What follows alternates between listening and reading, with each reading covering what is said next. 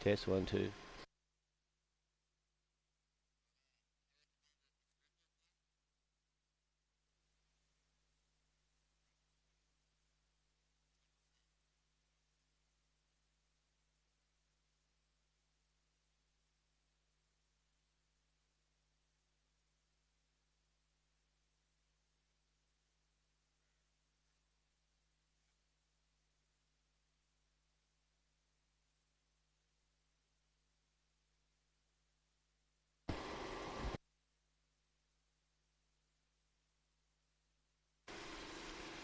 One, two.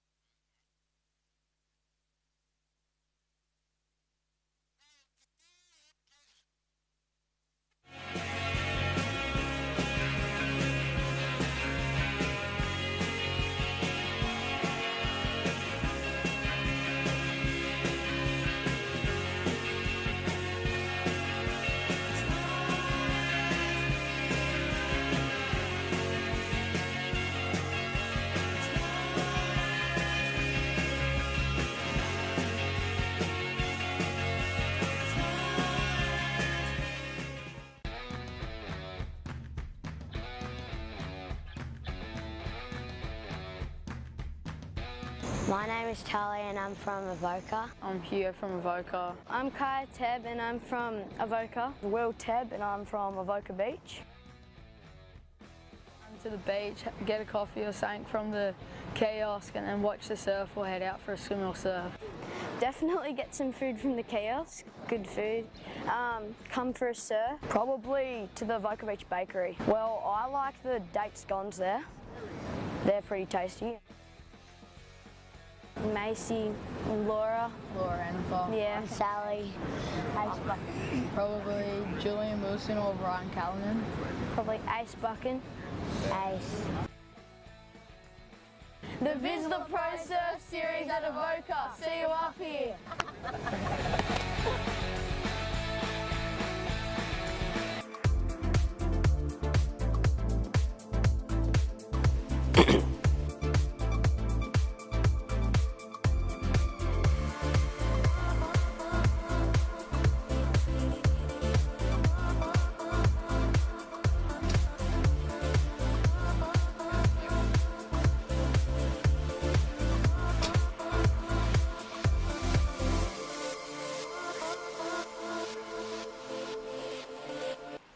Good morning and welcome to finals day here at the Vissla Surf Series, the QS 3000. We have the first semi-final of the women's out there, the Sisstrevolution Pro, and we've got some solid surf coming through here. It's at least probably sets around 8 feet. I'm sure I saw one at the 10-foot mark. My name is Reg Ellis. Joining me here in the booth is Shannon Hughes. And Shannon, we're into the semis and the finals. It's going to be a big day. And how is the surf? Oh, it's absolutely firing. Walking down to the beach this morning, I saw Jacob Wilcox drop into a massive left-hand reeling wave that just opened up with such a nice face. So we know we have a lot on offer for finals day. We've only got 6 heats to get through reggae. Our first heat out in the lineup, Sally Fitzgibbons against Molly Picklem, and we got couple of semifinals, and we'll crown our champions here for the Central Coast Pro.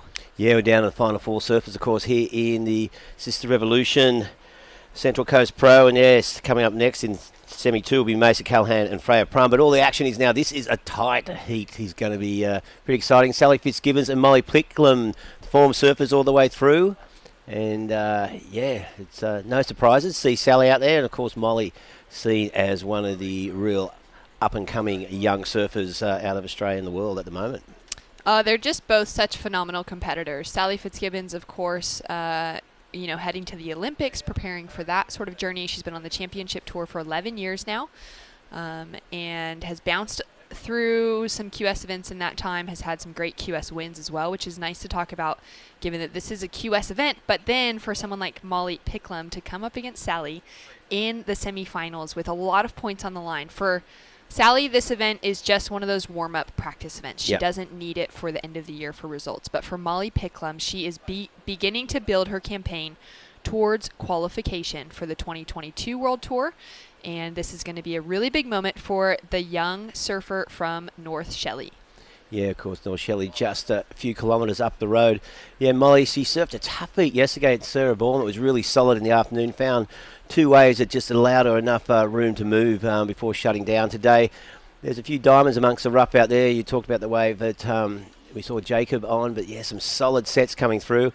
It's going to be tricky to pick those right waves, but if you do, there's massive scoring potential out there on these sets.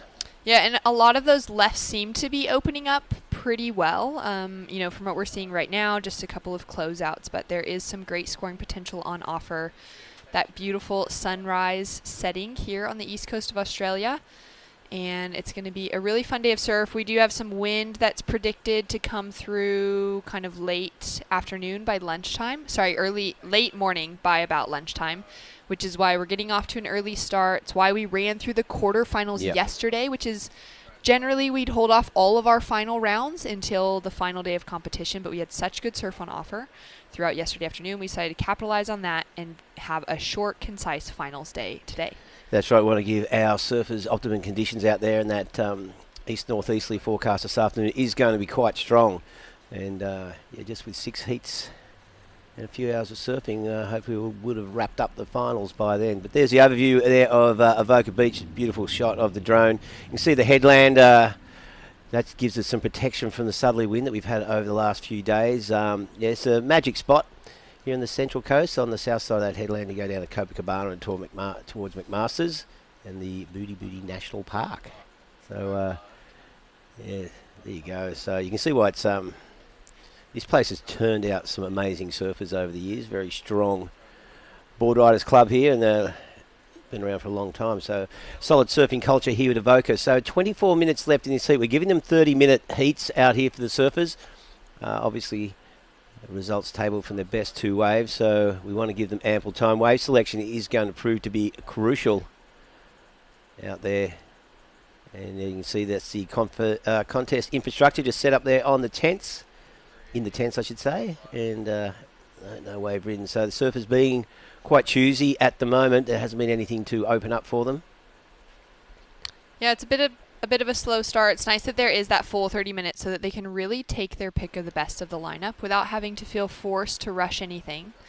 Sally Fitzgibbons has a great team behind her from Surfing Australia this week as they're doing some kind of mock Olympic style stuff to prepare for the upcoming events in Tokyo. She's got B. Durbridge in her corner as far as coaching goes, Kate Skerrick as well. So it's been great to kind of watch that developing on the sidelines this week. And then we have Molly Picklem, of course, with local coach Glenn Micro Hall. And that's been an amazing dynamic as well, where we saw Micro compete in the event early on, just to set an example to those surfers to get out and have a go. Yeah. And to be coaching some of the best athletes in the lineup this week. Yeah, and Micro, you got through a couple of rounds there as well.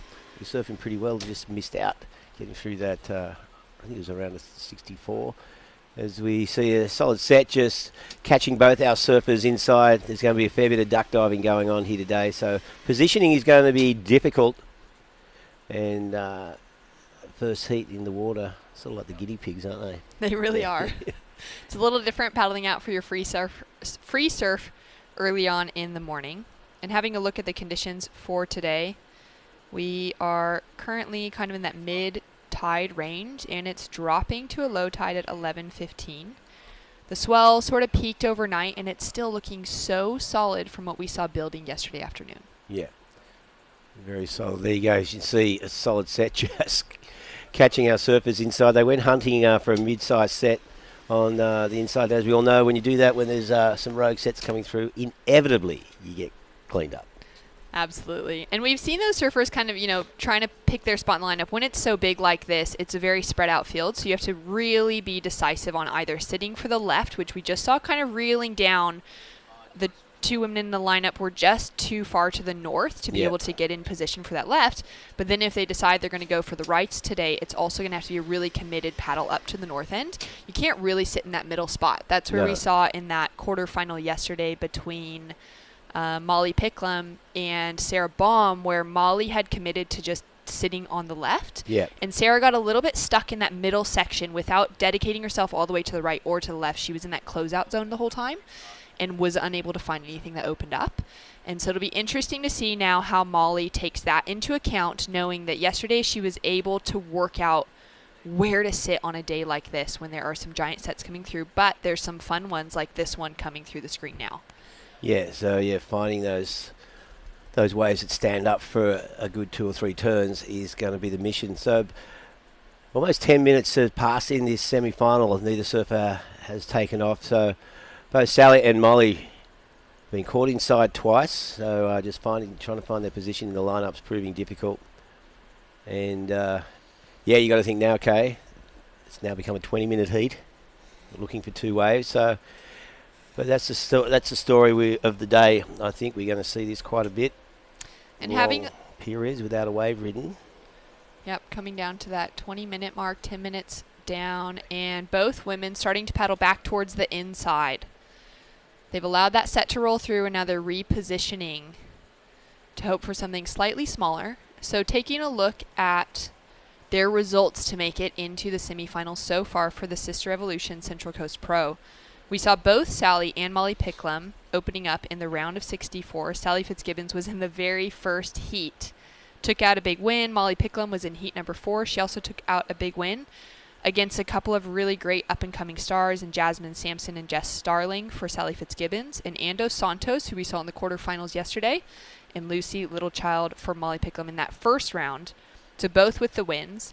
Then coming into the round of 32, Sally was in that first heat, Molly in the second one. Both came out on top with big wins against, again, some more really solid names in the draw. And then those two met up, these two, Sally and Molly, in the round of 16. Sally came away with a win. Molly came through in second. Split up in the quarters for those big wins. So it's the second heat for these two matching up in the quarterfinals. And it looks like we have a restart on the board, Reggae. Yep, no waves ridden in the first 10 minutes. So as per the rules, that is a restart. And so then to have another 30 minutes to go again.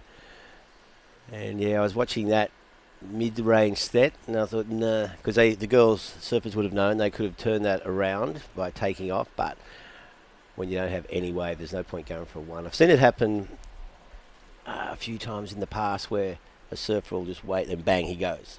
So if you get that spot, but Sally and Molly now have another 30 minutes out there, and you don't get 2 restarts. So much time on the clock for them. Like you said, better that they don't take off on something that's not going to work than some of those heats where you see someone take off just for the sake of it. Yeah. That's going to be an interesting move there, both having a tight look. It looked like Sally Fitzgibbons ended up right on the inside of Molly. And this could be potentially the line that we've been waiting for. Have a look at this set, Reggae. Yeah, it's standing up. And see where our surfers are in position. Now, it looks like they're going to get caught again. I'm pretty sure now that we've had the restart, they won't be. They might get a bit busier to get things moving. Very choosy at the start of this heat now. They know they have 30 minutes, and without potential for another restart, they'll probably want to get moving. As we see a solid set coming through here. Looks good from this angle. Not sure. We'll just wait and see. There's the overview. You can see those waves peaking way outside. I saw a set before, feathered another 50 metres out from that, and those rights up the beach are really solid now. Probably not surfable like we saw yesterday. There's a lot of closeouts. It does seem to have a bit more size than we were seeing throughout yesterday afternoon, which we were expecting with that swell peaking overnight. You can see those swell lines also moving across out on the horizon. That really strong, deep south swell that's just pushing its way up the coast. We're getting a lot of it that's swinging into Avoca Beach here. And the reason that we are back at the Pines today for our contest location rather than up at the Shark Tower is that the Shark Tower is going to be that much bigger because it's going to just, that little north swing in the beach is going to pick up that much more swell than this little corner that we're sitting in at the south end of Avoca. As we see another huge set rolling through. And remembering back to the events that we've had so far for the Vissla New South Wales Pro Surf Series, Sally Fitzgibbons made her first appearance last week at Maroubra at the Mad Mex Maroubra Pro. Well, we just saw Molly just falling off the end of that wave. Didn't see the start of it. Not sure whether that was just a quick takeoff. We'll know as soon as see the scores lock in. Well, that's exciting. 26 minutes on the clock after a restart, so 15 minutes in. And Sally Fitzgibbons is now out the back with priority. We will have a score to come through for Molly Picclum. And there it is, a 4.17. So it must have been a turn before that fall off. So judging that score, she must have had one hack on the outside for that whitewater bouncer off. And Sally Fitzgibbons now sitting with priority out the back. Molly Picclum with a score on the board, so getting that exchange started similar to her heat with Sarah Baum, getting something with that first score. She'll now be looking for another wave that will allow her to open up and connect on a second and push that score up into that good to average range. Sally Fitzgibbons in the Mad Mex Maroubra Pro knocked out in the quarterfinals. It was her first event of the year here in Australia. And now drawing into it off the bottom, Molly Picclum. So Molly just grabbing that one on the outside, one turn and or half turn and then a kick out.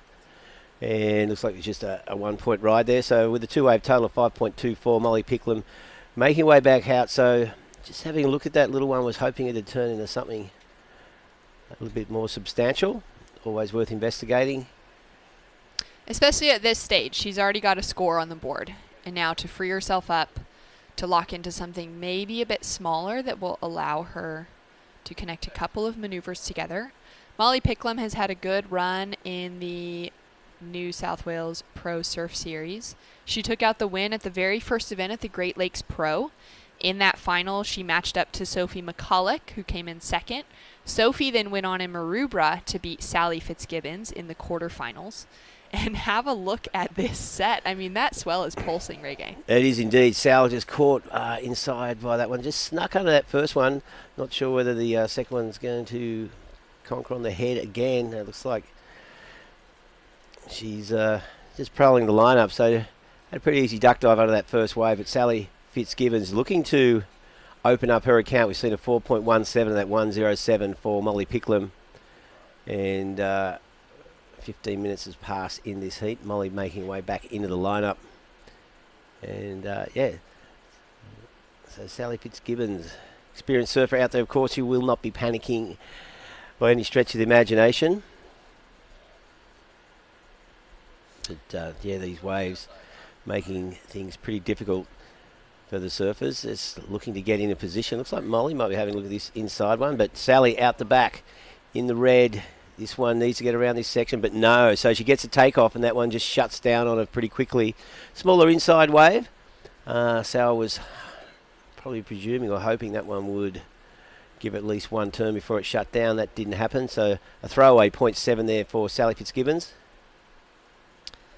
Well, we have a heat underhand. 23 minutes on the clock. Molly Picclum now at the back with priority. And Molly, again, took out that win at the Great Lakes Pro in Boomerang for the starting event of the series, came in 9th place at Port Stephens, and skipped the opportunity to surf in Maroubra. Rather, spend that time at home, prepare for an event with a lot of points on the line for this QS 3000 for the Sisstrevolution Central Coast Pro. Right. And I think Molly's sitting fairly high, about 5th or 6th on the Vissla Surf Series ratings. Yeah, she's done really well with that so far. And Molly's just, starting to open up that campaign on the qualifying series. She's been competing on the QS since she was 15. She actually made it to the finals in her first ever QS at 15 years old. Wow. We've seen her just blowing up as a Grom coming through the Australian ranks. She's now out of high school and in that kind of first full year of competition mode.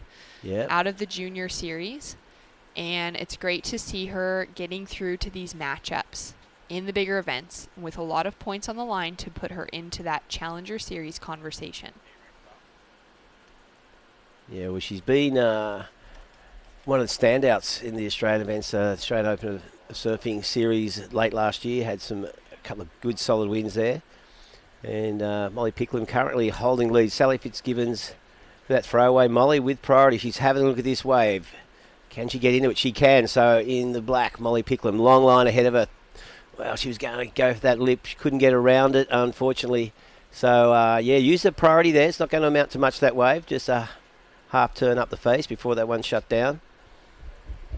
So Sally Fitz now with priority and looking to lock in a 5+ wave just to get in the mix here. There's still plenty of time, of course, 21 minutes remaining.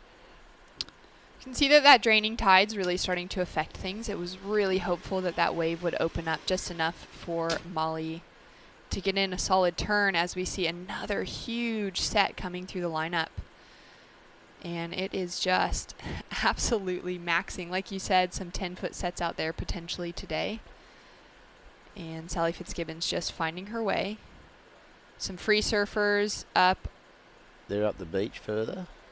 Just the angle looks like they're almost in the competitors' area, but they're not. As we see Sally Fitz this way, I don't know if it's going to offer her much. She's just trying to get in position. And so another, you can see on this angle these waves coming through and standing up. Well, someone's swimming out the back, for a bit of an ocean swim, as you do when it's 8 to 10 feet.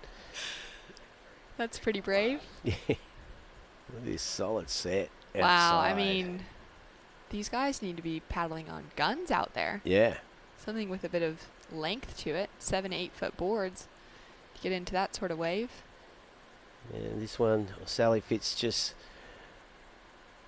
you can see this one's just going to shut down again. Big explosion on the inside. And Molly having a little look. Not much going on there for her either. So both surfers really struggling to find that scoring right at the moment. Really difficult conditions, of course. Fairly unruly lineup. And it's a matter of getting into that spot. Just a matter. Exactly. Just a matter of finding the right wave. Down to 20 simple. minutes on the clock. Sally Fitzgibbons sitting with priority. We did have that restart for those of you tuning in. 10 minutes went without a single wave ridden, so we got a restart now into 20 minutes remaining on that side of the clock. Sally Fitzgibbons chasing a 4.57 to take an advancing position. And of course we saw Sally out at Pipeline to finish up the Maui Pro. That's right. Which was the start of the 2021 Championship Tour, the World Surf League Championship Tour, which will be resuming here in Australia in just a couple of weeks at the Newcastle Cup. And we've got a paddle from Sally Fitzgibbons, driving hard to get into this first big swooping turn. Will she be able to find an end section? Shuts down on her. No, she was sort of delaying that turn. I thought she, well, you could tell she thought she was going to have that opportunity around. Benefit of hindsight, needed to go straight up for that second turn. So those waves, it did hold back for quite some time, and then it sort of bends in on that inside bank, as you can see with that mid-set there, and just throws itself over. So Sally getting one turn in there, 2.5. So it's have a look at the replay here. She looked good here, like it's a smaller inside set. She's into it, and you'll see quick little slicing turn off the top and looking down the line for that section, but it just ran away from her really quickly. Yeah, it would have been great to see Sally with that first swoop just kind of go for that mid-face turn to reconnect with the lip. Yeah. Rather than drive off the bottom. You could see she thought about it for a moment, but it looked like that next section was going to hold open. So it'll be interesting to see how she adjusts her approach now, knowing that on the next couple waves she could be looking at something similar, where you get that quick two-turn combo without a massive first turn, but rather to find that lip line to finish off with and get that combination total going. So 2.5 on the scoreboard for Sally Fitzgibbons. Now chasing a 2.78 to take the lead away from Molly Picclum. Yeah, well, Molly out there now, sitting in the lineup with priority. She, I think, she'll be looking for a similar wave to what Sally caught. It might give her a chance for two turns.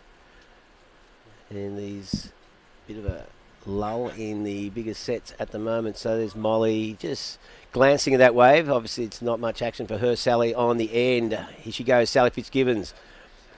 Hooking this one up. Nice carving turn out of the top. She might have time for a second. She needs to get up into it now, and she does. Oh. Whoa. Yeah, good surfing there from Sally. Timed that one well. And that fortuitous wave for her. Sal was paddling back out. She was just got back to the lineup and was a little bit wider than Molly, who wasn't in position to catch it. So Sally Fitzgibbons there. Locking in 2 turns. And clean face on that wave. Have a look at the replay here. So she drives into this first turn. Nice connection with the lip, nice and vertical, and then the second section opens up well, and she just keeps that pressure on the back foot coming out of it, rides out clean, and she's got 2 turns connected together. I like that wave selection, like you were saying, on that paddle back out, sitting slightly wider than where the 2 girls have been sitting so far. Molly's still sitting pretty far out in the lineup, and Sal was able to sneak that one underneath her with a 6.67. Molly Picclem now up and riding. Drives into a first, nice extended turn. Connects into the lip on the second, and that is going to be a solid score. It is indeed. Sally scored a 6.67 for her wave, so that has put her up in the lead, but dare I say, temporarily, Molly needing a 5.01. That second turn was fairly critical. And a bigger wave. Have a look at the replay. Drives off. Beautiful turn out of the top. And she just sets it up nicely and hooks it up in the lip and just rides that out very well. So Molly Picclem and Sally Fitzgibbon both locking in a decent wave at the just as we hit 16 minutes. The back half of this heat is going to be very tight indeed. Pretty similar looking waves from both of them. Same approach, same first turn, same second turn, but that wave from Molly definitely had the size and the power that Sally's was lacking. Yeah, half a point better, and there it is with a 7.4. So, yeah, Molly Picclem back in the lead. Sal needing a 4.91. You see, there's not much in it at the moment. Molly's 2 waves giving her a 2.5 point advantage thereabouts. So Sally Fitz with priority. We should be looking for a similar score or higher than her last one. So they now they've both found that sort of mid-sized wave, and which they know allowed scoring opportunity with 2 good solid turns. So that's what they'll be aiming at now. Yeah, that was a really great exchange. I love that they have found some open face, timed it well to be able to get in that second turn. 15 minutes on the clock, and now I feel like they'll both be freed up. They've got that. Exactly. They've still got so much time to hunt out the lineup for the right waves, but they also will maybe be able to recognize a little better what's coming through and what's going to be a good one. You can see that look on Sally's face, feeling like, all right, we've got this heat's underway. She's now sitting out the back with priority. She's chasing that 4.91 to take an advancing position. And for Sally, of course, she's got some bigger events coming up. But for her, like, she takes every competition so seriously. She's entered into the QS every single year. She's been on the championship tour for 11 years now. But within that time, over the last few years, she pretty consistently surfs at Surf Fest in Newcastle every year. She's taken out the win there before. Just in 2019, she had the win. A big win over Isabella Nichols in the finals in solid-sized Newcastle. And she really has kind of put in that time. She surfed at the Sydney Surf Pro. Events that Molly Picclem is just getting her name in the draw in with those bigger QS 5000s or the QS 6000 that it was at Newcastle, and the new Challenger series that's opened up, which the Sydney Surf Pro is a part of. Yeah. And so for Sally to return to competition in that space, unnecessarily, she's been able to requalify herself in that, top 5-6 number on the Women's Championship Tour for a number of years without relying on qualifying series results. And so it's great to see her, make a show up here, getting ready for Newcastle. Yeah, well, as Sally post-seat interviews, I just love putting on the rashie, love pulling on the rashie. She is the ultimate frother. Yeah, she just loves competing. And, that beaming smile comes pouring down the screen. And Sally Fitz, always keen to get things moving for the year. And she's out there now with priority, looking for that 4.91, just under 13 minutes. She's having a little glance at this one, but she's going to take it. Sally Fitzgibbons up and riding. Throws a nice carving turn out of the top. Gets it straight back into the lip. Hooks a nice turn. So smaller wave. At first I thought she wasn't going to go for it. Then Molly went. So Sally thought, you know what, I might just take this. 2 good solid turns there. looking for a 4.91. Have a look at the replay. So nice slicing turn out of the top and straight into a critical turn out of the lip to finish. Looking really fluid. No time wasted between either of those turns. Yeah. So waiting for scores to come through. We'll certainly back up that 6.67. Now Molly's sitting with priority, and I like Sally's intention on that wave. She was maybe not going to go, but seeing that Molly was having a look at it and that it would increase, it had the potential to increase Molly's 4.17. Sally knew that seeing that wave. She had to go and use priority over her. Well, she got a 4.6, so it did stop Molly from extending her lead a little bit. So, but Sal's still chasing that 4.91. So really tight two-wave totals there. Just 0.3 the difference at the moment. But it's going to come down to the second wave for each surfer. 11.5 minutes remaining. Molly Picclem out the back with priority. You can see Sal on screen charging back out there. Both surfers, of course, do a lot of training, and this is one of those days that tests your fitness. We saw in the first 10 minutes, I think they were caught inside by clean-up sets maybe 2 or 3 times with 2 or 3 waves a set. So a lot of duck diving. And as Shannon said, we've got the tide running out, so we might see a little bit more of that over the next hour or so. Nice conditions, though, as far as wave surface goes. The wind just light out of the south. Forecast to swing further around to the southeast. Then we're going to see your classic east-northeast sea breeze. Quite strong, 15 to 20 knots this afternoon. So that's why we're keen to get the surfers out there this morning. And just with the semis and final left in both divisions. Of course, you're watching the Sisstrevolution Central Coast Pro, a QS 3000, 3,000 points up for grabs, $8,000 first prize. So it's a big event, biggest event of the year so far here in Australia. And the final event of the Vissla Pro Surf Series. And it's been a pretty good month of surfing. Oh, it's been so exciting. Each of the stops between Boomerang, Port Stephens, Maroubra, and now here. We've had great waves on offer. Really solid surf to start off the year at Boomerang. Followed up with the opportunity to surf at 1 Mile Point in Port Stephens. Typically, that event at Port Stephens runs at Barooby Beach, which is a big open face beach break. Yeah. But because of wind conditions and a great bit of east in the swell, we were able to run at 1 mile, and it was such a cool point break setup. Most of the surfers, whether they won or lost their heats, so many of, like even of a 4-man heat, multiple surfers were coming in with excellent scores on the board. Yeah, lots of 8s and 9s getting thrown down. They were just so excited to be able to surf a point break for a QS competition. And then to show up at Maroubra, conditions were small, difficult, especially into finals day. It was so small. And so it tested that competitive side, that mental capacity of our athletes. And now to show up again at Avoca Beach, 6 days of competition, every single day has been firing reggae. Yeah. We've seen the swell, original swell peaked, died off. We had one day that was maybe slightly small, but not even actually small. Yeah, not actually small. No, it was good that day. So that was on Thursday. And, and it just kicked in a gear again. So, yeah, with that little easterly swell, when it dropped off, it was still at the 3-foot mark, and then the southeast south swell kicked in yesterday, and it's been pumping. And as you can see, peaked overnight, but still very solid waves coming through here at Avoca. So just under 9 minutes remaining. Molly Picclem with priority and in the lead at the moment. She's got 7.4 and a 4.17. Sal with that 6.67. Those two highest scores. It's just the marginal difference came in Molly's wave being a little bigger, and her last manoeuvre being a touch more critical. And it's given her that advantage at the moment. So Sal looking for a 4.91. You see this set coming through. Is Molly having a look at this? I think she is committed. Molly Picclem now. Nice smooth face ahead of her. Drives off the bottom.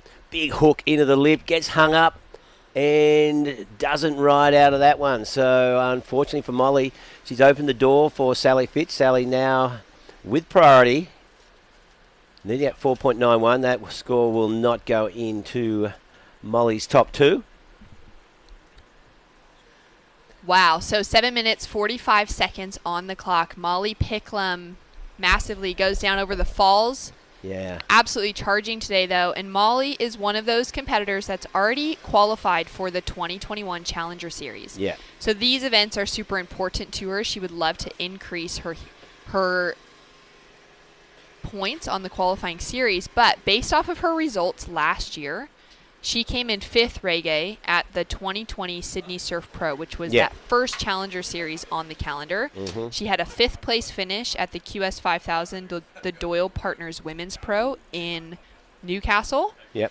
And so that really set her up for a great start to the 2020 year. And that's where the WSL has worked with those athletes that had excellent starts. We saw someone like Matt Banting, who was also nearly qualified for the championship tour in 2021 out of the first few events of 2020, the way that Jadson Andre had done a couple years before. So it's top 6 have been... The top 6 women, the top 10 men. 10 men, right. So Molly Picclum is one of those few that already has that secured. Yeah. And isn't she going to rattle a few cages? Because she'll qualify. She'll make the World Tour. Absolutely. And she's one of those surfers, you know, we're seeing it a lot more on the women's side where she's got great power, she's got great structure to her just kind of traditional attack to a wave, but she's got such an incredible air game. Yeah, really.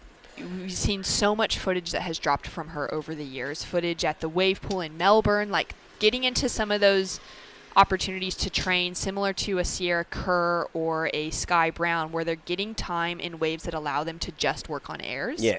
It's really exciting to see where a young surfer like Molly, 18 years old, is going to take the women's championship tour in the future. Up against women like Sally Fitzgibbons, who are dropping the biggest airs so far on the women's side of the draw. Yeah, exactly.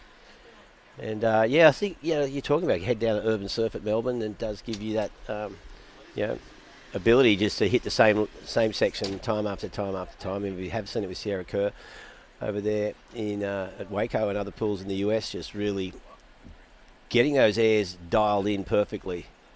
And looks like Sally having a look at this wave. There she goes, Sally Fitzgibbons now down the line. She's going to come off the bottom. As she goes, just hooks a turn into the lip. Wants to get around this section, but once again shuts down now. Looking at that 4.91. I don't know whether that's going to do it one turn. She needs to get that second one in. And I think Molly might hang on to that lead. Now we're at the 5-minute mark. So Molly Picclum, we're waiting on that last score for Sal. Molly, of course, with priority. She'll have first selection and an opportunity to get rid of that 4.17. Here's the replay. So Sal driving off the bottom. Nice carving turn out of the top. But unfortunately, that second manoeuvre wasn't there. Wave just shutting down. And we'll just wait and see whether it improves on that 4.6. Well, beautiful swoop in that wave. Great style from Sally Fitzgibbons, but she's chasing that 4.91 to take that advancing position over Molly. Sally dropped an air in the Tweed Coast Pro, that specialty event, and it was one of the biggest airs ever done on the women's side of competition, especially at that level. Obviously, it wasn't a championship tour event, but it had the caliber of that with the surfers that were in the draw. And for Sally to pull something like that out, we know she's worked on that also over the years and kind of been one of the front runners on the women's side of the tour. So it's pretty cool to see a matchup like that where we've got this youngster. We've got about a 10-year difference in ages now between Molly and Sally. Because when you said Sal was on tour for 11 years now, I was trying to work out her age, and I figured she was about 17 when she came on board.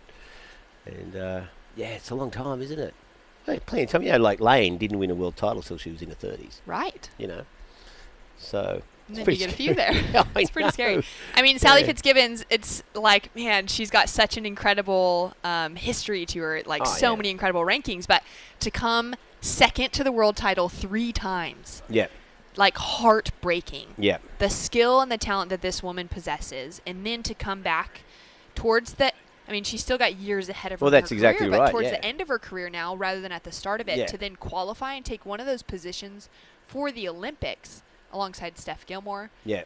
Like, it's so exciting to see Sal raise to that occasion and then to start setting that standard for someone like Molly, for some of these younger competitors, or Macy Callahan that's coming into the next heat, who's a fresh one to the championship tour. She's only a couple years in, only 19 years old.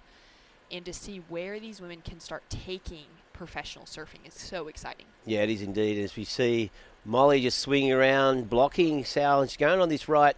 Good section, just beautiful snap out of the top. She's got to hit this lip, and she goes critically for it, but unfortunately that wave just shut down pretty quickly.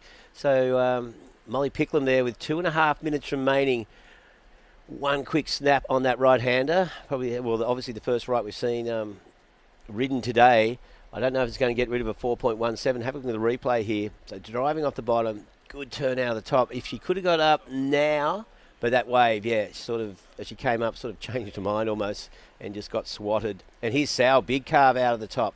And a second. Is she going to get a third one in? She goes for it. That could have been the one she was looking for. Chasing down a 4.91 just on 2 minutes remaining. Well, that was a dedicated section for Sally to charge into. Great couple turns to start off with. And she could be looking to shake that 4.6. But Molly Picclem, will we see any changes to the results? Sally with a great first opening turn. Connects into a second one. And then the dedication to go for that final lip was absolutely insane. Yeah, she had to go for it. The 2 good solid turns there. That first turn was beautiful. Whether or not it changes to 4.6, but she is looking for a 4.91. So Molly back in priority. Sal was second priority. So Molly control the lineup in the final 70 seconds of this heat. Sally Fitzgibbons threw everything into that wave. It looked like after that second turn, I thought, oh, here she comes. She's going to get it because Molly's right wasn't doing it for her. But then Molly just smashing that lip, coming unstuck as well. So just under 1 minute. Sally Fitzgibbons now with priority. Molly just couldn't ride out of that one. So a lot of waves ridden in these final 5 minutes. I think that's they've had 2 or 3 waves each, and but it hasn't changed the score. So they're frantically trying to build on those fours. Molly would love to get rid of that 4.17. 40 seconds remaining. Sally Fitzgibbons with priority. She's in the lineup. It's going to be her last throw of the dice with 30 seconds to go. Can she get in this wave? No, she can't. And I don't think the one behind is going to stand up either. Let's just have a look here. She's still got time on the clock. 20 seconds. 20 seconds. Look at the set rolling through. Is it going to be too big, that yeah, back it's going to break on her head. Oh, that's such a shame. So scores in from those last exchanges. Nothing that is enough to break out of that 4-point range to change the situation on either side. Yeah. And Molly Picclem has done so well to hold it down. She found that 7.4. She opened up with that 4.17, and she has locked herself a spot into the finals. She already has a win on the Vissla New South Wales Pro Surf Series out at the Great Lakes Pro, and now she's looking to take another. Sally Fitzgibbons goes down in the first women's semifinal. Reggae Ellis, it's been great. We'll be right back with semifinal number 2, Freya Prum up against Macy Callahan right after this.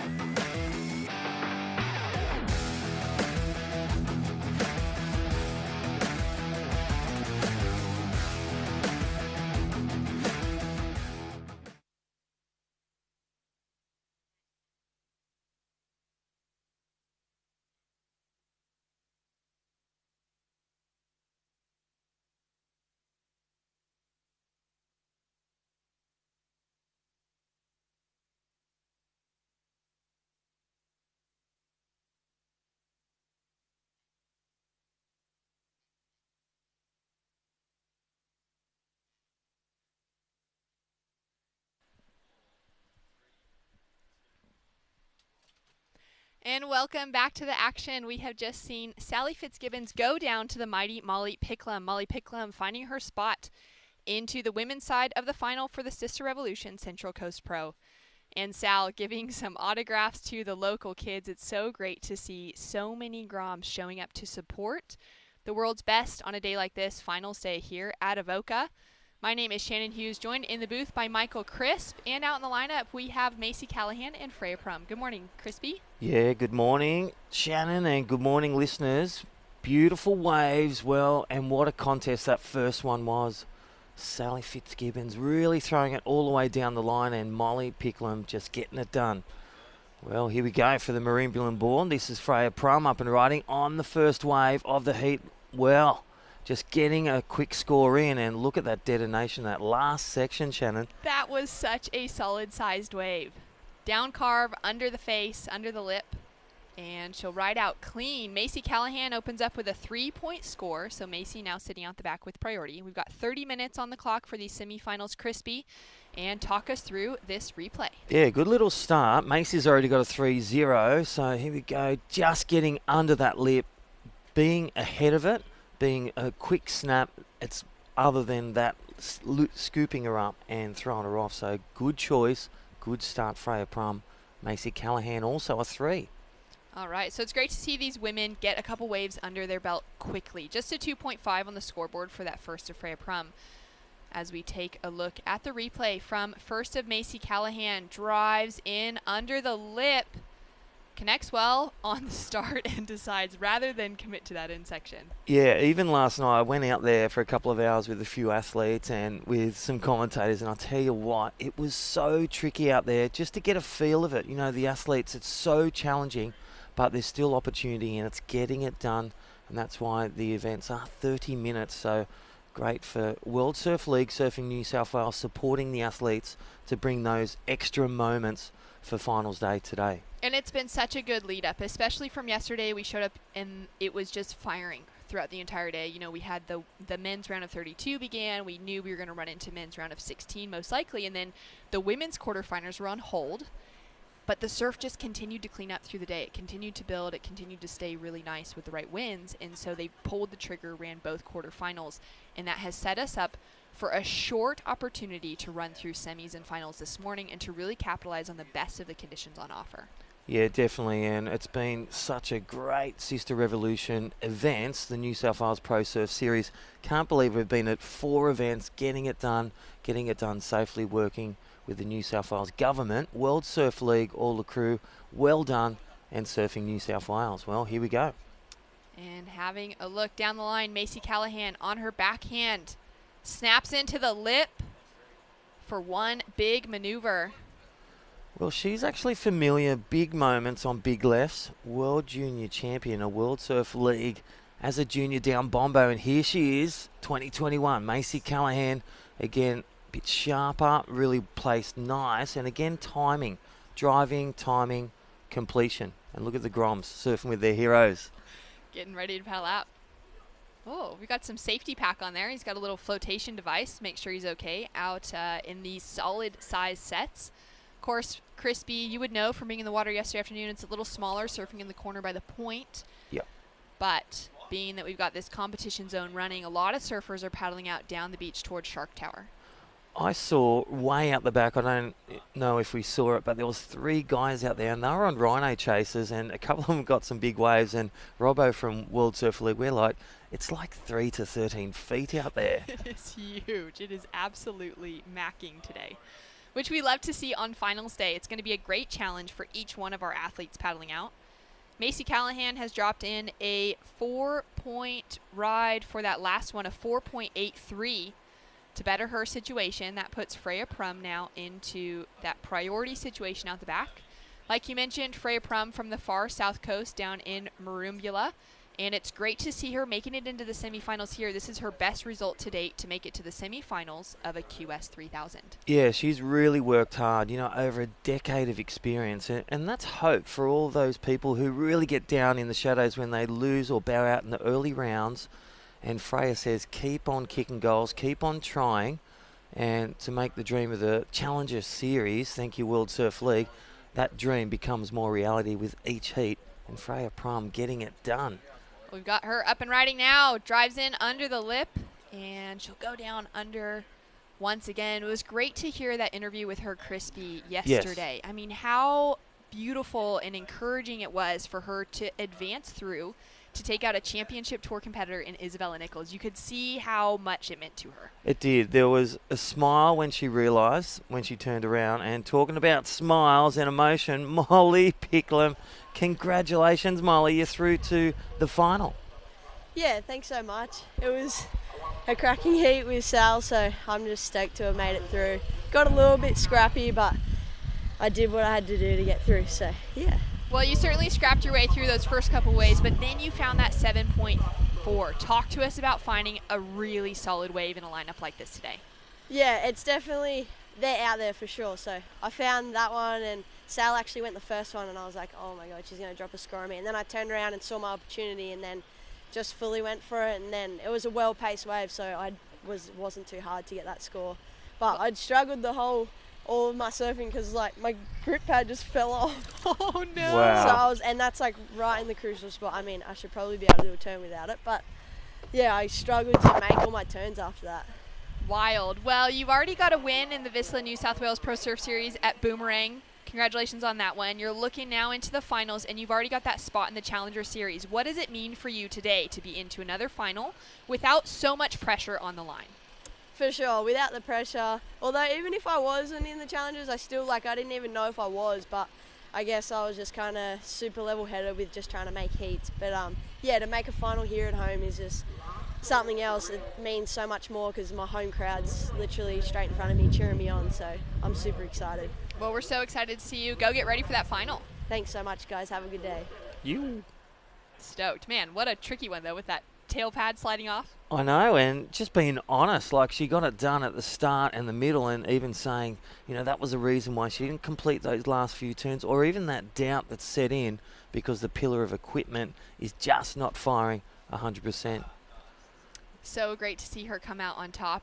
She's had a few matchups with Sally Fitzgibbons in the past, not in that one-on-one setting, but in those, 4 women in the lineup, and she has never come out with the win. She's always come in second to Sal. So that's a personal best for Molly, and I'm sure would be feeling really good knowing where her future is set with that, Definitely.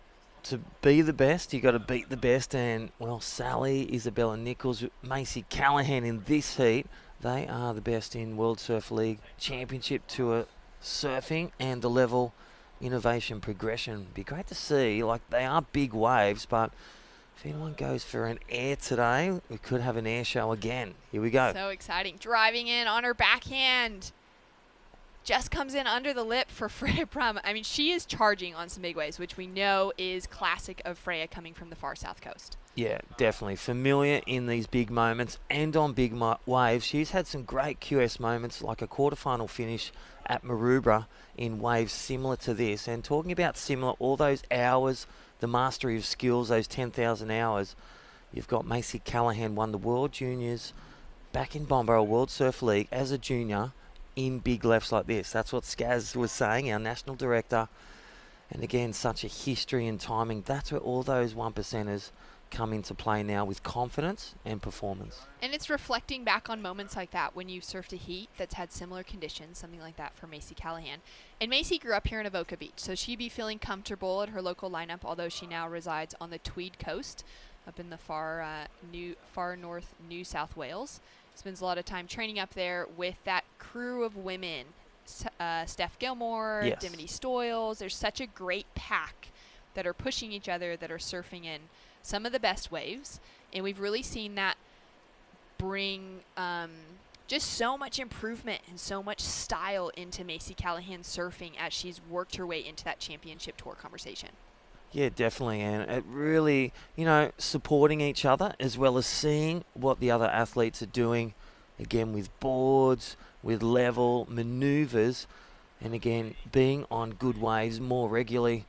The key up there at the north, you find that it's warmer, it's more consistent, and then when you want that big wave charge, you get a few swells or head down for a strike mission way down south.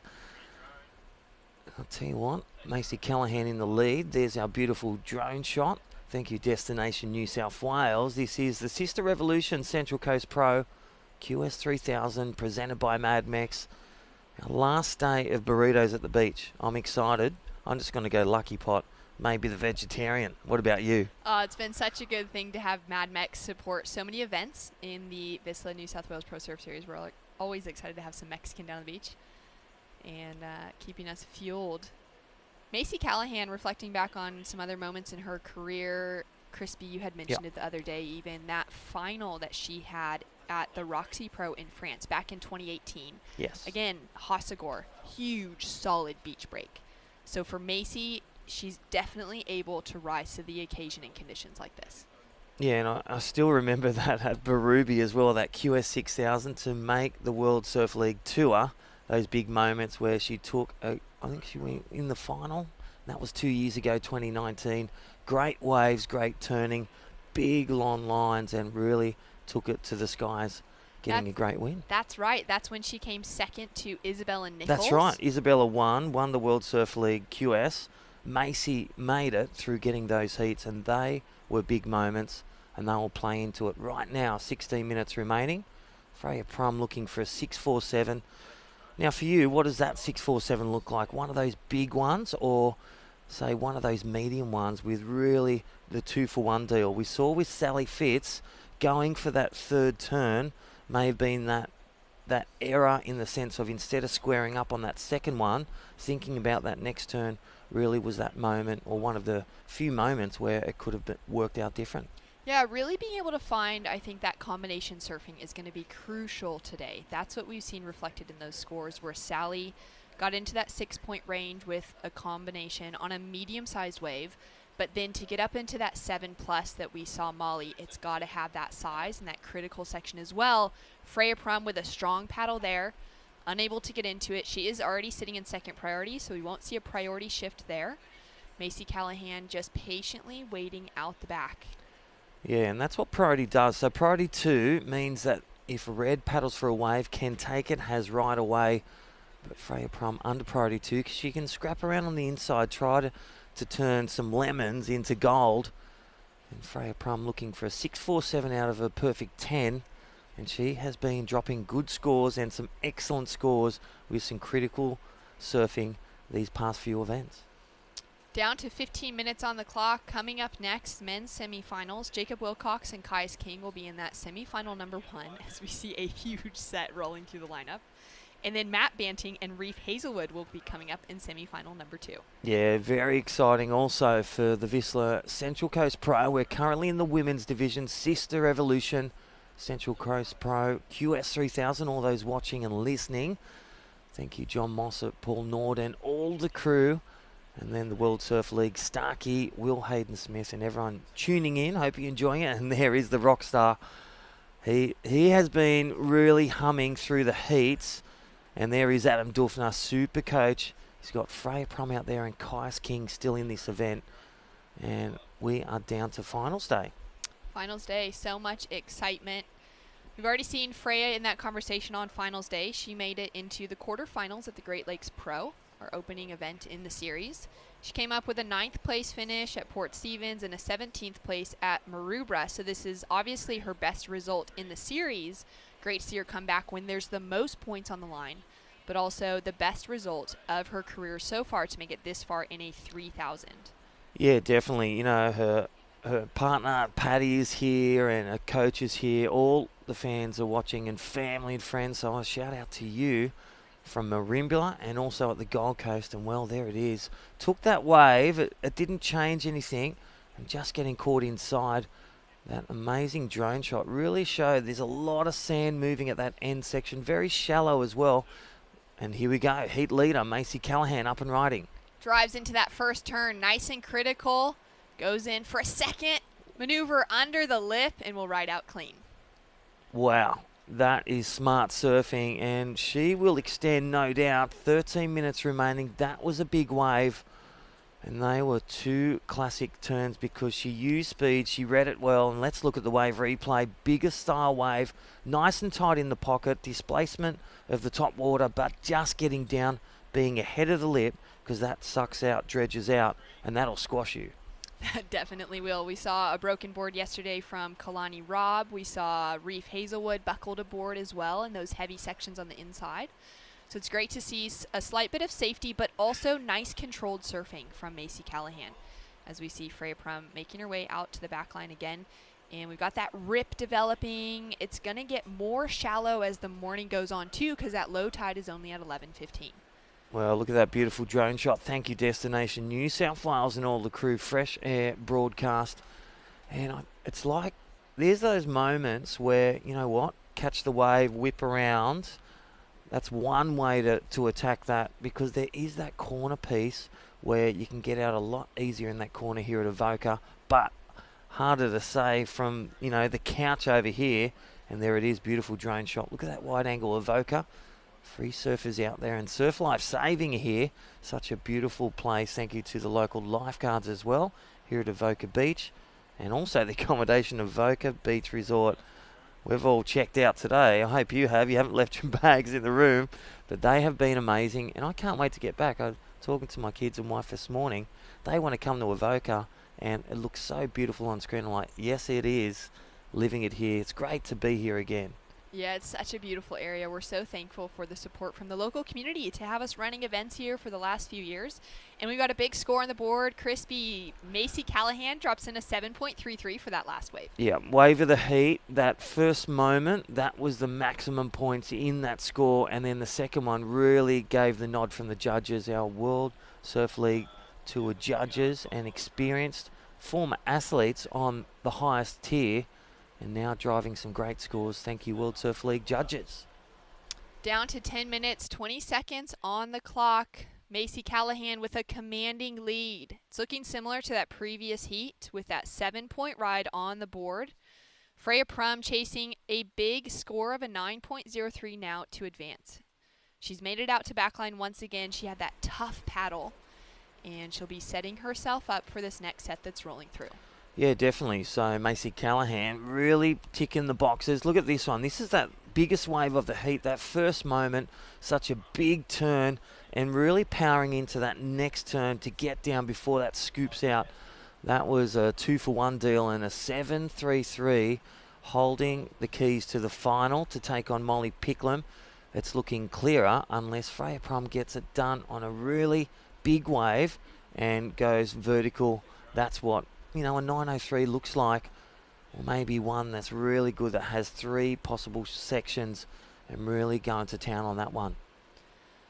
We'll have to wait and see what happens through the rest of the day. We've got some great conditions on offer. The conditions today pretty similar to the finals day that we had out here in 2019, when we saw these really solid lefts really coming alive. The point was working that day. There was a little bit more swell even than what we have now.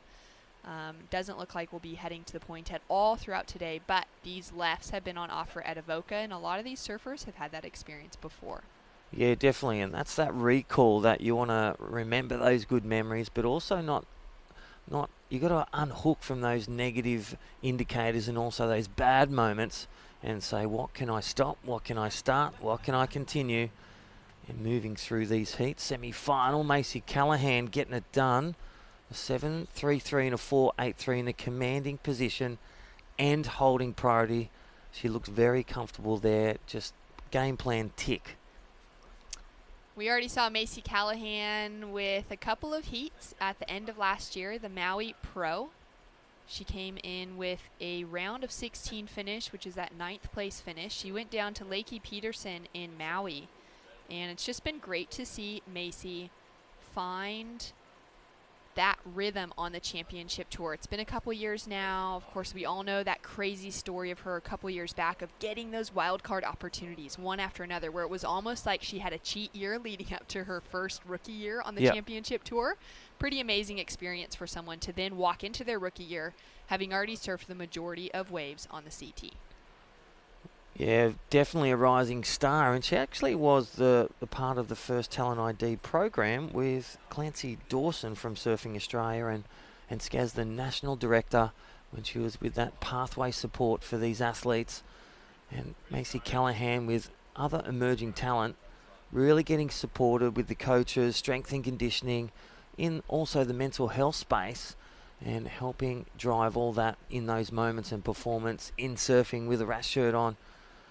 And again, Macy Callahan, the depth and breadth of, as you said, growing up here and now moving to the Gold Coast, and yeah, good friend and partner, Sheldon Sinkus, also a great surfer as well in the men's card.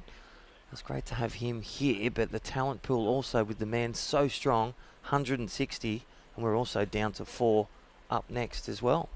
Yeah, down to the final 4. Like you said, great to see Macy's boyfriend Sheldon in the draw. He did really good. But it's come down to those top 4. Jacob Wilcox and Caius King will be paddling out in the next heat for men's semifinal number 1, and then Matt Banting and Reef Hazelwood in semifinal number 2. Wow. Matt Banting, the reigning champion from last year's Avoca Central Coast Pro, and the finalist in the year 2019 when the finals ran right here on this left. Yeah, it's been such a consistent place. This beautiful Avoca. There's the drone shot live. Macy Callahan in red. She holds priority, just staying right, doing all the right things, staying under Freya Prum. Here she goes, pulls the trigger. First big snap to start off with, and comes in more vertical on the finish, but ejects. That's it. That's that tough section. Just went with the lip then instead of projecting ahead of it and getting it early with a bit more speed. But what she does do is doesn't give an opportunity for Freya Prum on that wave to chip away and drop that 2.5. So pressure and swing goes back to Freya Prum. She'll now hold priority, hoping for one of two things: a really big wave to go vertical on, or start with a better score to chip away at that 12-1-6 combo. Say something like a 6 and a 6.5 for Freya Prum in under 6 minutes. Great insight, and talk us through this last of Macy Callahan. Yeah, nice little pick with priority, and again that second turn really drove it up there. Would have been an amazing score, probably a second highest, but just got caught up and the timing just a bit late and landing just not there. Down to 5 minutes on the clock. Freya Prum, the chemist from Maroomula, the far south coast of New South Wales, sitting with priority out the back, chasing a big score of a 9.032 advance over our championship tour competitor, Macy Callahan. And an exciting week of surfing that we've had here at Avoca. We have been so blessed with swell throughout the entire window. Yeah. Autumn, summer and autumn, from February to August, it just comes alive, the whole East Coast. It pretty much guaranteed either on the corner spots of points, you've got cross shore, and then also when that sou'wester comes as well, it really just kicks on. And it's amazing where you wake up and you just guaranteed that offshore breeze. Just got to start to get a bit of rubber. And talking about rubber, Sisstrevolution and Vissla dropping some big wetsuits. The cartons have all arrived, so check it out, www.vissla.com. And wow, look at that backwash. I feel like we're at Bombo. That was beautiful. That was huge. And how was that one, Cooper Chapman? There was a great replay hitting that massive wipeout yesterday. And he getting an equal 9th. Well done to all those surfers and athletes getting their campaign done. But there is one that just, well, Jacob Wilcox, just yesterday in his heat, he just came out of the gate so strong, so fast. A bit like Macy Callahan in this heat. You got to bring the energy. You got to bring the belief. Absolutely. Believing is so important, and putting in that work behind the scenes. Watched Jacob Wilcox drop into a massive left this morning as the contest was just getting ready to start during the free surf, so he's already feeling really comfortable in these conditions this morning. And it has been just a great journey to the end of this. Nice mention about those wetsuits dropping with Vissla and Sisstrevolution. Perfect timing because it's starting to cool down. We've had some cooler temperatures the last few days as we start to head into the Australian winter. It's been a great summer with some great waves on offer, but I think everyone's excited to see more days like this and more of these conditions shaping up through the autumn and into the winter. Yeah, definitely. So, well, winding down this second heat, so it looks like Macy Callahan has put the screws in to get to the final to take on Molly Picklem here at the Sisstrevolution Central Coast Pro Finals Day, QS 3000. Stop number 4 on the New South Wales Pro Surf Series. And presented by Mad Mex. I am going to miss it, but I'll tell you what, you can head to Maroubra or head to Erina on your way out and get a burrito bowl And also, I really love the smooth drinks as well. The watermelons or the kombucha.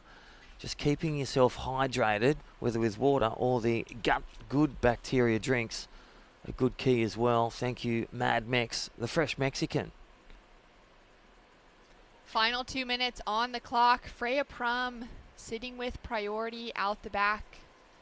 And it seems to be the story in conditions like this, where one of those surfers will lock into a really solid score, and then it's just that battle for those mid-range scores to really try to fight through to that finish. I just like the way Macy has started well. Like Freya Prum had a similar start, but just in the middle, got a bit stuck, got a bit wide, probably lost her way out there. It's really hard. As I said, we've all been out here in the night time, and I'll tell you what, not setting a foot wrong is Macy Callahan, a 7.33. Every wave, she has extended her lead, and that is building the house.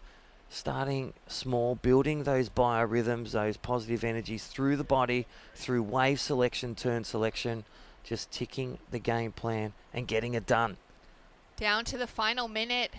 It is a beautiful morning here in Avoca, and we have already seen our first women's finalist decided. Molly Picklem took out a huge win over the Olympian Sally Fitzgibbons. So we'll see Macy Callahan matching up against her, unless we see Freya drop in that near excellence, that near perfect score in the last few seconds. I'm not going to put it out of the gate because I've seen it in these big moments bring it and get here. So she has done it the last 4 events, but it is a tough ask, especially in these. You've got to be on the best wave. There are some best waves, but it probably took me about 2 hours to get one last night. But these 30-minute heats, they do go quick. 25 seconds remaining. Here we go. Up and riding on her backhand, Freya Prum driving into that first turn. Nice snap to start off with. Connects with the lip for a huge finish. And she'll be feeling the disappointment on that one. Yeah, at least she gave it a go. And I'll tell you what, that was the one she needed about the mid-half. So, well, just getting caught, but she can hold her head high. Let's look at the wave replay. Nice first turn as she jams the snap under there. Looks for the second, just kept staying with the lip. Really got to project out of that to land it. But so easy to do when you're on it. There it is. So she can have a big smile. And that is her best result. And that means Macy Callahan through to the final. Macy Callahan into the finals against Molly Picclum. It's going to be an amazing showdown, but first, the men's semi-finalists. Jacob Wilcox and Caius King will be right back after this.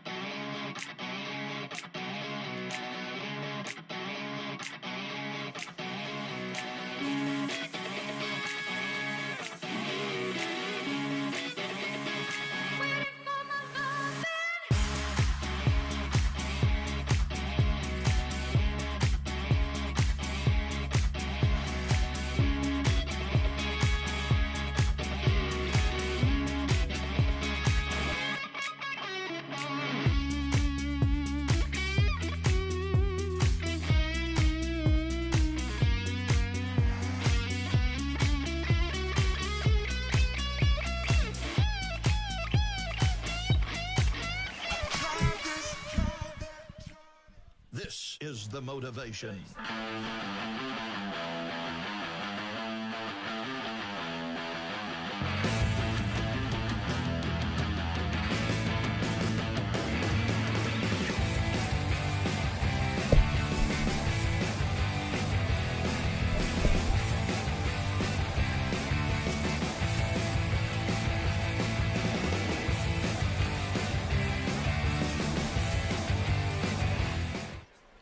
Well, welcome back to finals day, and yes, we are New South Wales. Events are on. This is the Vissla Central Coast Pro QS 3000. We are in the men's division. My name's Crispy, and join with me, welcome back, Reggae Ellis. Thank you, Crispy. A pleasure to be here, and what a heat we've got coming up. Semi-final number 1, Jacob Wilcox and Caius King.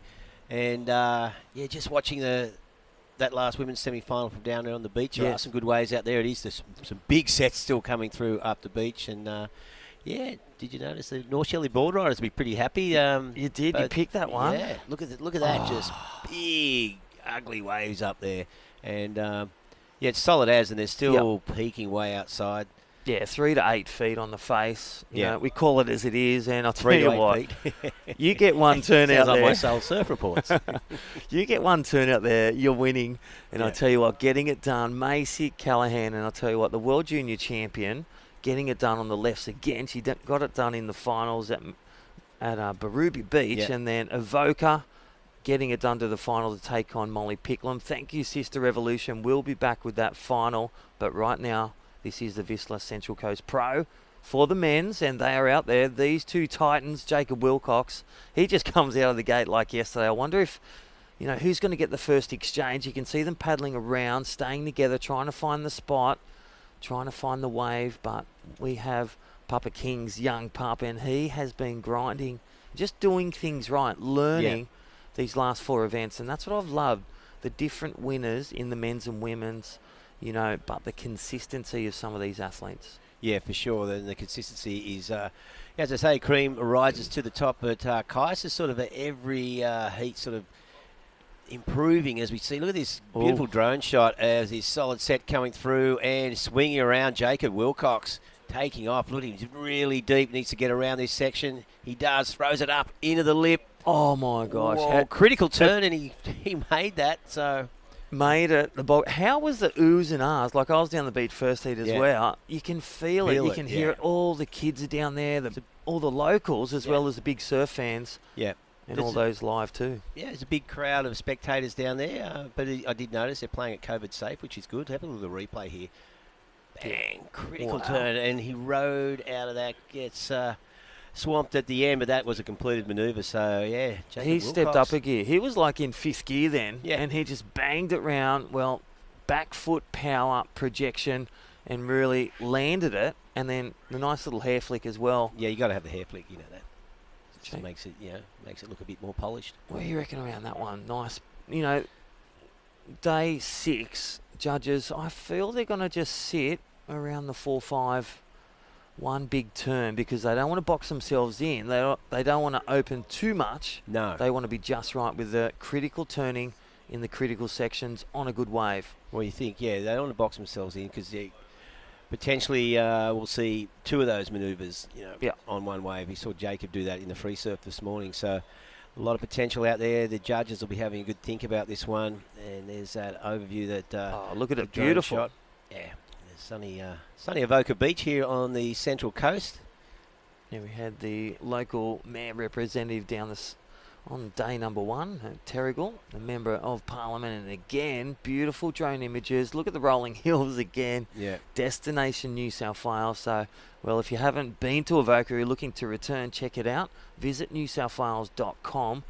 Also, Avoca Beach Hotel. What a great accommodation we've been at as well. Yeah, we're one of our partners there, the Avoca Beach Hotel. Saltwater cafe is pretty good for dinner. A nice good music last night. Yeah, she was good, that girl, wasn't she? I'll tell you what, the penne, I did recommend that. Yeah, you did, and I had it. I heard that. Solly Bailey had it. Everyone was loving the penne, garlic, but I'll tell you what, you had to get the chewing gum after that meal. Well, I did, I was worried about what that would do to the commentary booth here today, but I figured everyone's dealt with it at some stage during the week. All right, there it is. Well, Jacob Wilcox opens with a good score. That's a great level, 6.67. There is the yardstick right there, Reggae Ellis. Yeah, well, it's a good, solid score. It was a really critical turn, and the judges rewarded that. Big wave, big section, difficult. Big commitment, and the hair flick doesn't come into it, just to mention to all those viewers. Yeah, that's right. Yeah, that's just an add-on. That's like an Oki. Remember, I used to love Oki when he used to just do that. Flick. Yeah. That's why he grew his hair so long. It was for the dramatic effect. So, so Jacob Wilcox laying down a big score there. Kai's King now. He knows what he needs to do. These 30-minute heats are giving the surfers the opportunity to be selective with the waves. We saw, of course, on the first heat of the day, hit the 10-minute mark without a wave being ridden, which leads to a restart. But Sally Fitzgibbons and Molly, being the first heat in the water, it was difficult to sort of read the situation. The free surfers were way out the back, so it's a different complexion when you're looking to compete as opposed to just going out and see how many bombs you can get. There is live action, and that is your man Kai's King. He was just so smooth, and what I love about, you got the goofy-footed Jacob Wilcox, again, looking to eye out the Challenger Series, the World Surf League, to get back on tour. Had a great few wild cards in the 2019 and 2020, and then Kai's King, the emerging star. He's had some great wild cards over Hawaii, but well, talking about the wild cards, we'll be with Macy Callahan very shortly. Remember yesterday, thumbs up. Yeah, she can hear us. Thumbs up, thumbs down. Reggae, what's going on? We're going to roll with this. Macy, can you hear us? Yeah. Oh, cool, Macy. How you doing? She speaks. Hello. Yeah, hello. Well, how are you feeling? Congratulations through to the final. Talk us through the game plan going into that and then how it unfolded. Yeah, I'm really, really happy. I've always really wanted to do well at this event. Last time I actually did this event, I got knocked in my first heat. So yes, it's really nice to be back here and with my friends and family in front of a home crowd. And yeah, I just really wanted to get two good waves. It's really, really hot out there. There's heaps of backwash. So yeah, I'm just really happy with how I went. Talk about when you're out there, what are you lining up with? Is it the pine trees? Is it the white car? What helps you in getting that position to go along with your plan? I don't have like a particular lineup, but I don't know. I never like to be too far that way. I like to be further towards the point, so that's kind of like where I like to sit. Otherwise, you kind of get stuck down there. Yeah, well, you got it's going to be a great final up against Molly Picklem. Of course, you guys are from same beach, North Shelley Board Riders. The young upstart. What are your thoughts? Yeah, this will be really exciting. Molly's surfing so well, and it's been really cool watching her grow up, and now she's dominating the QS series, and I can't wait to see her on the CT one day. And it's going to be a really good matchup. I'm really excited, a little bit nervous at the same time. So I'm just really happy to be in the final and get some good heats under my belt. Last question. What is it like putting the jersey back on with having such a break from events? How's that feeling been? Yeah, it's been amazing. Gosh, we've had such a long time off, and it's been really hard, just for everybody in general. But it's really, really, really fun being back in the jersey, and yeah, hopefully the next few CT events run smoothly, and yeah, it all turns out well. Awesome. Yeah, well, we've got solid waves out there. Looking forward to the final. You go and relax, and we'll see you in a few heats. Thank you. Well, there you go, Macy Callahan, looking good out there. She's such a great surfer, and she always, I've seen a few times in solid surf. She excels, so definitely pretty psyched out there. A former world junior champ Yep. at Bombo, that World Surf League event. Baruby making the finals, making the World Surf League Tour for 2020. And then right now looking for the final at a home in front of home crowd, and knowing that time on those banks, like she said, without giving away too much of the plan. Yep. I love the way she told a little bit, but didn't left go- a bit. That's Yep. right, just in like case going down towards Molly's. the point. Well, during that interview, Jacob Wilcox caught a second wave. I think his two-wave totals now sitting at 13.94. Kai's King. He caught that under Kai's priority, so That's where you're in the rhythm with the ocean, and he has been rhythmic these last 6 days. Jacob Wilcox. He had also, like Macy alluded to, a couple of disappointments building through those QS events, the Vissla Pro Surf Series 1, 2, and 3. They got eliminated a few early times. yeah. And this was where, the stop-start-continue comes in. What are they going to stop doing? What are they going to start doing? Because the definition of insanity, if you're doing the same thing and it's not getting results, it's a bit insane. So these guys, and also the women, well done to Macy Callahan, getting it done in the QS 3000. So Jacob Wilcox looking to make one step further to the final, coming out of the gate strong, a 13.94. Yeah. What a start. It is a really good start. We've got 18 minutes left, and this Kai's King, he's going to need to lock in a good solid score on his first wave. He is out there with priority, surfing the black singlet, of course.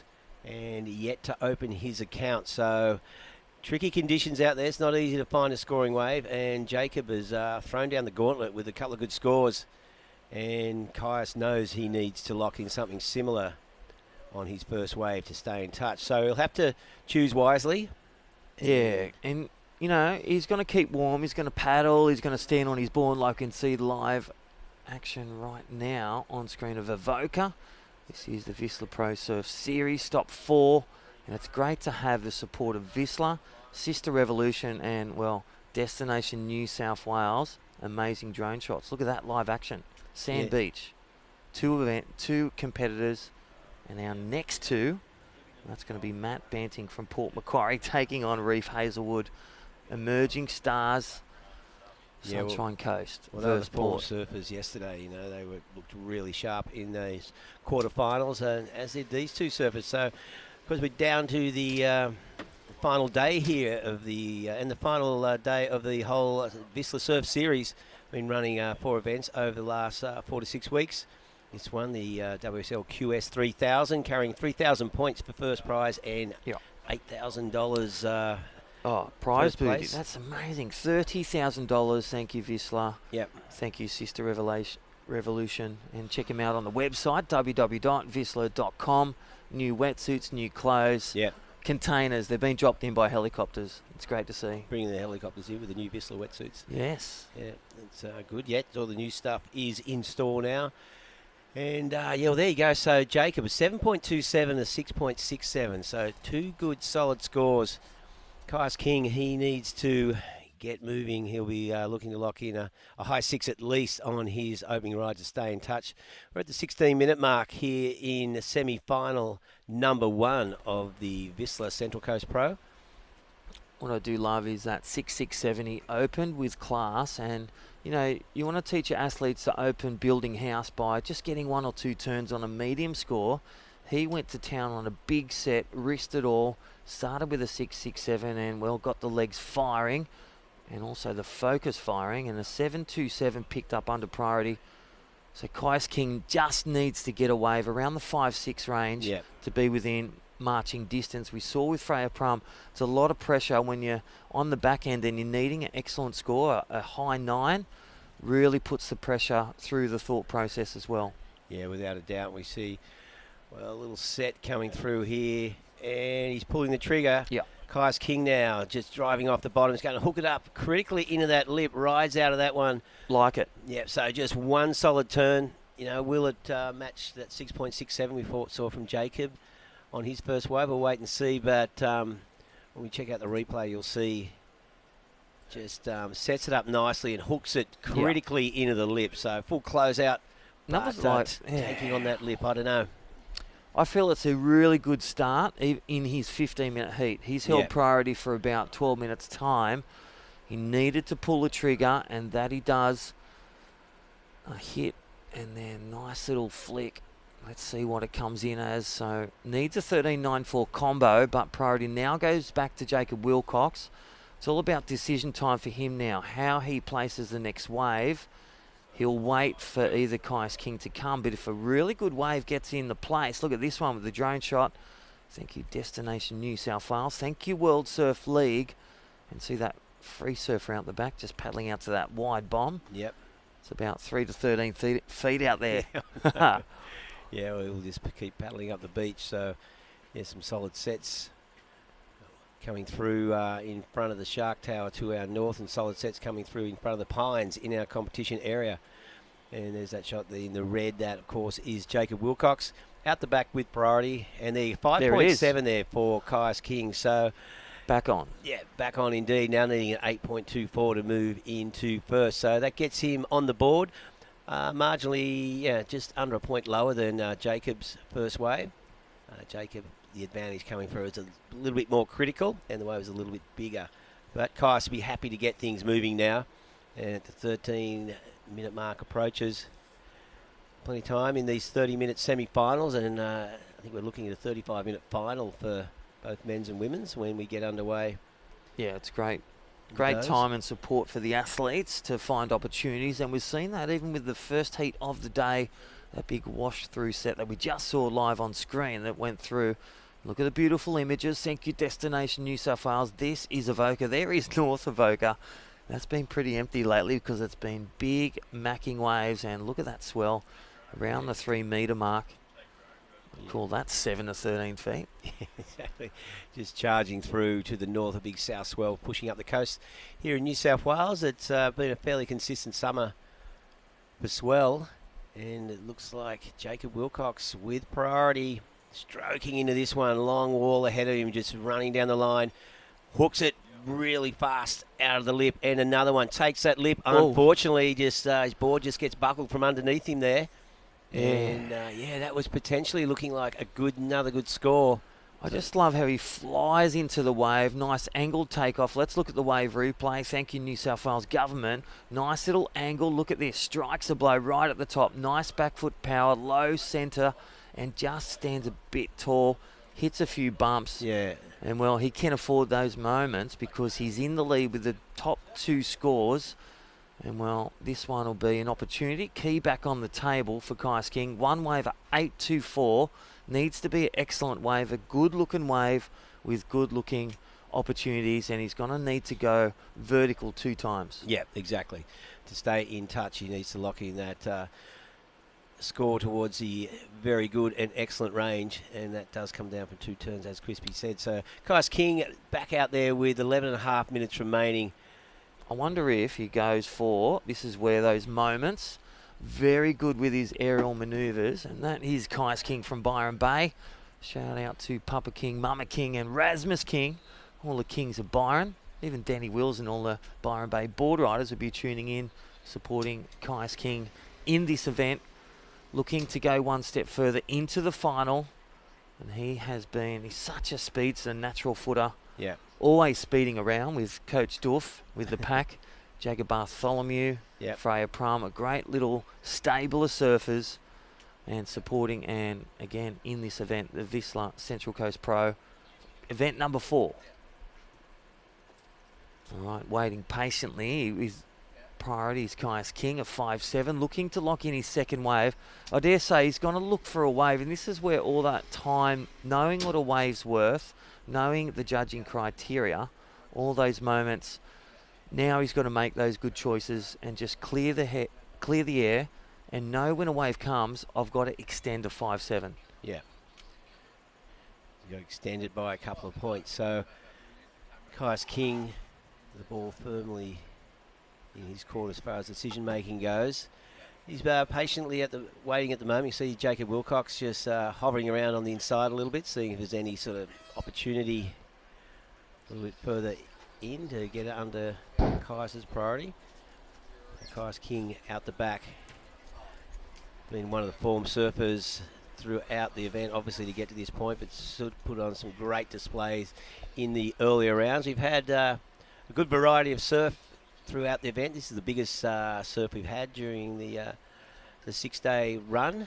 And yeah, started off with a good solid swell out of the east with a touch of southeast in it. Dropped off a little bit on Friday. Kicked in a gear yesterday again out of the south. When I say dropped off on Friday, it was still really good. The 3 foot mark with even the occasional bigger set. And we've had pretty favourable winds the whole time. Had a bit of cross chop maybe on Friday afternoon when that southerly first hit. But overall, good conditions here for the Vissla and Sisstrevolution Central Coast Pros. But here we go on the inside, having a little look, but no takeoff there. Yeah, priority 2, you can do that. Yeah. And he's really playing priority well. When he's got priority, he sits under. And even now, just sitting under, creating to look, just looking to create, opportunities to, sell him into a lemon, regain priority and close the heat into the final. Be the first one in the final here at the Vissla Central Coast Pro. Again, the QS 3000. Thank you, World Surf League. Thank you, Surfing New South Wales. This is finals day. Yep, of course, coming up in semi-final number 2 is going to be another cracker of a heat with Matt Banting and Reef Hazelwood. Look at the gallery down there. They got hit by a set before too. So the shopping trolley, it's got some water in there, It reggae. does. Yeah, there's a lot of lenses down there, Yeah. Looks like the old days when there was about 10 surf magazines in Australia and everyone would be vying for a cover shot. But of course now there's only there's still a few mags hanging in there. online. Surfing World and Tracks are still in there. White Horses still hanging in. Yeah. I think Surfing Life still publishing. Yeah, that's right. All the crew, they're watching and listening. So keep it coming. The social media, don't forget. Again, check out the website, www.vissla.com. Look at the beautiful images. There is, well, all the campers down there, the beach marshal and all the judges. Look at the gallery. Yep. And there is Mad Mech's tent. There's our lunch down there on the beach. Again, a COVID safe.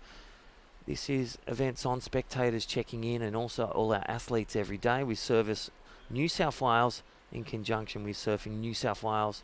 But right now, the athletes in the water, the one in red in the lead from West Australia, Jacob Wilcox, the goofy footer, and Timmy Mack, you know, he's super coach. Yep. Versus good mate Adam Duffner, super coach. Yeah, they got rivalry in the everywhere. stable Kais King. Yeah, well, Kais King, he's been waiting patiently for this second wave. He knows what he needs to do, so these smaller mid-size sets aren't going to get the opportunities. Hasn't been paying much attention to them. Looks like Jacob had a little, this one under priority. Jacob Wilcox in the red on his forehand, down the line. Just a little foam climb there. Comes around this section. He wants to throw it up into the lip, which he does. Rides out of that one. Smack beautiful, down. Beautiful closeout re-entry there. Wow. Jacob looking really sharp and fast. That was the one Kais King let. And this is where the priority wins come, under priority. Kais King was out there, and Jacob Wilcox, look at him, just filtering around the wave replay, jumps up out of the gates. Look at that speed tag. Looks at the end section, gets there with speed, fastness, grabs that rail again, stomps it down. I love the way he just bangs it down. That's all that pull, push, flexibility in the gym, bringing it in the heat. What a transfer. Jacob Wilcox in the lead. Yeah, he's still hanging in there as we see. Reef, look at him. Yep, so another goofy foot, natural foot battle coming up in semi-final number 2 of the Vissla Central Coast Pro. And Reef was outstanding yesterday afternoon on these those fast two lefts. turns. No I think doubt. they're gonna be, you know, immortal in the brain. Yeah. Those two vertical turns. Well, here we go. Firing up again with that. Everyone has a different, you know, ritual. Yeah. You'd see Mick Fanning where he rubs his hand together, a bit of meditation, bit of wellness. And then we got Matt Banting, a few little pops, get those legs firing. We saw Kais King with the headphones, the skull candies. Loves just tuning in. His dad's a rock star also, so he loves Metallica and Gunners. Fire up. He's a rock star. Here we go, Kais King. Look at this section. Off the bottom, throws it critically into the lip. Wants to get around this. Can he get another turn in? He can. Throws it up again. He's going to third opportunity heading his way. Another nice turn and just rides out of that one. So 3 good solid manoeuvres there for Kais King right on the 5-minute mark. Now he's chasing an 8.24. He's obviously going to reduce that deficit. And that's his best wave. That's much better than his first. So 3 good solid turns there. Yeah, let's look at the wave replay. And look, driving into this one, waiting patiently and top and nice and vertical, snapping around again, getting that second moment. Look at him go back to the source of speed and bangs it out. Look at this section. Little hop, skip and an ollie on that one. Yeah. Well, that third turn looked a lot more critical on the replay. You could see it just sort of, that wave just dragged itself off that shallow sandbank and boom. So we'll just wait and see what that does. Exciting wave there in that first turn. Yeah. Just straight off the bottom into that hooking lip. Well, think about those other. This is where the judges, they've really separated those scores. The 5-7 is last one, that one turn. The 6-6-7, there it is. Wow, wave of the heat. 7-7-3, Kais King bringing the bling. He is back on, but needs a second score of 6-2-1 now. Yeah, well, he's right back in the mix. A 6-2-1. That's going to put the pressure right back on Jacob Wilcox. So this is the highest score of the heat so far. Look at that, driving off the bottom. Oh, the critical turn in the lip. Just beautiful. Another nice slice out of the top. And this one, there's a lot to deal with in this last section. And again, he hooks it and just free falls as that wave doubles up on the inside. So a 7.73 there for Kais King. Now needing a 6.21. That's really tightened things up. It's going to be exciting, 3.5 minutes. So Kais waited a long time for that wave, but it was well worth the wait. And he made the most of it. Highest score of the heat so far, and now needing a 6.21. Now Jacob with priority. And, well, he's got to play a sensible game out here in these final 3 minutes. Kais will be looking to get back out there and put some pressure on straight away. I wonder if he'll go to the big right or sit. He's got to really sit under Jacob Wilcox, and we'll see this little cat and mouse battle. Again, Jacob will know where he is, and he will just follow him again like a seagull on chips. Yep. He will swarm, he will hold, and also not disrupt. But if a wave comes through and a set of a couple will really throw it in the mix for a grandstand finish. Yes, indeed. As you see from that shot, Kai's King just duck diving under that set, looking to get back out into the lineup. And 2.5 minutes remaining, so only needing now a 6.21 to overtake Jacob Wilcox. And Jacob, his lowest score is a 6.67. His decision is, does he just sit this one out and use his priority to make sure Kais does not have another opportunity? Does he try and extend his lead? Probably not when it's that close. 13.94 plays 13.43, so very similar conditions, wave scores out there. Both surfers with a 7+, and of course a 6.67, making the difference at the moment. I love the way they've stuck to their strengths. Yeah. Jacob Wilcox has continued his momentum, what's working, what's not. Big waves, big turns, really good use of priority and under priority, whereas Kai's King a bit more patient, but getting the best wave. Yep. Now these moments, looking for one more, but time the enemy. These 30-minute heats, 1.5 minutes remaining, hoping and praying for a set of change. Yeah, well, you can see the situation there. Jacob just sitting a little bit outside. Kais right next to him now. The big thing would be a multi-wave set. Looks like Jacob's making a move. And he's going to throw the dice. So Jacob Wilcox looking to improve on a 6.67. He needs to get around this section, and he doesn't. That leaves the door open now for Kais King. Minute, the Mad Max minute. Whoa. And this is where things go cray-cray, but Kais King has priority now. So opportunity is 6-2-1, but time the enemy will need to bring it, compose, and fire on all cylinders. Yeah. This is a great finish. Awesome finish. What are your thoughts on Jacob taking that wave? I kind of thought he might sit He it had out. to because, you know, Kais King capable of hitting the lip, Yep. one manoeuvre. They're both good at airs at any moment. And we've seen some, you know, last-ditch efforts in 5 seconds. Yeah, right. Liam O'Brien lobbing one over. Yep. Many time. And also Reef Hazelwood getting that moment, like Ryan Callanan yesterday. Exactly. Now, Kais King, 25 seconds remaining, needing a 6.21. Here he goes. He's having a little look at this wave. Is it going to stand up? He's making a committed paddle. Last throw of the dice for Kais, and down the line you can see this one. He pulls in. He made it. No, he didn't. Oh, wow. I imagine he popped out. That would be so sick.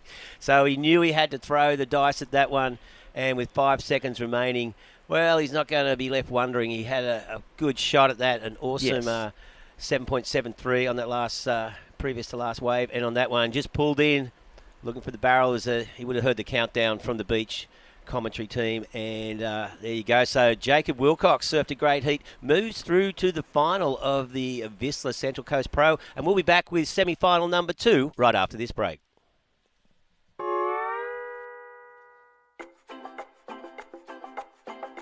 Meet Irk. Irk likes the planet. Irk likes to surf. Irk likes to surf on his planet. Irk is impressed with Vissla's movement towards a more sustainable future. He knows they're not perfect, but sees their progress and likes the direction they're heading in, trying to find the best way to make products for people that like to surf and the planet. Irk believes that you can take simple steps to do your part to keep the oceans clean and the beaches clear of rubbish. To learn more about Vissla's sustainability efforts and join them in their pursuit for a better future, head to vissla.com/to protect and surf. And don't drop in on Irk. He doesn't like that.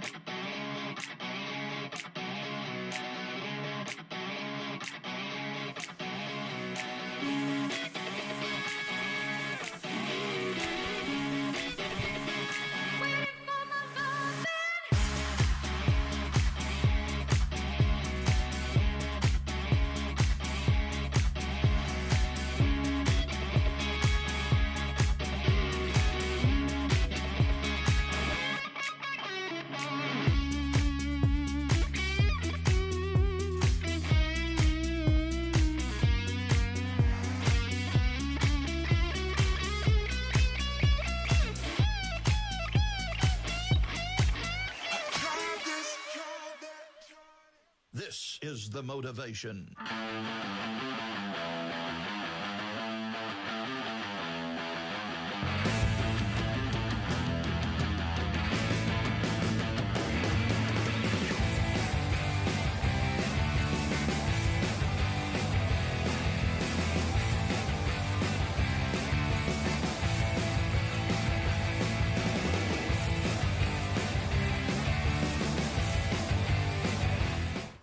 Welcome back to Avoca Beach as semi-final number 2 of the Vissla Central Coast Pro is underway. We have Matt Banting out there, natural footer from Port Macquarie, up against the sunny coast, goofy footer Reeve Hazelwood, 2 of the form surfers of the quarterfinals, and there you can see a very stoked Jacob Wilcox through to the final after that really entertaining semi-final, particularly the back half with Kaius King.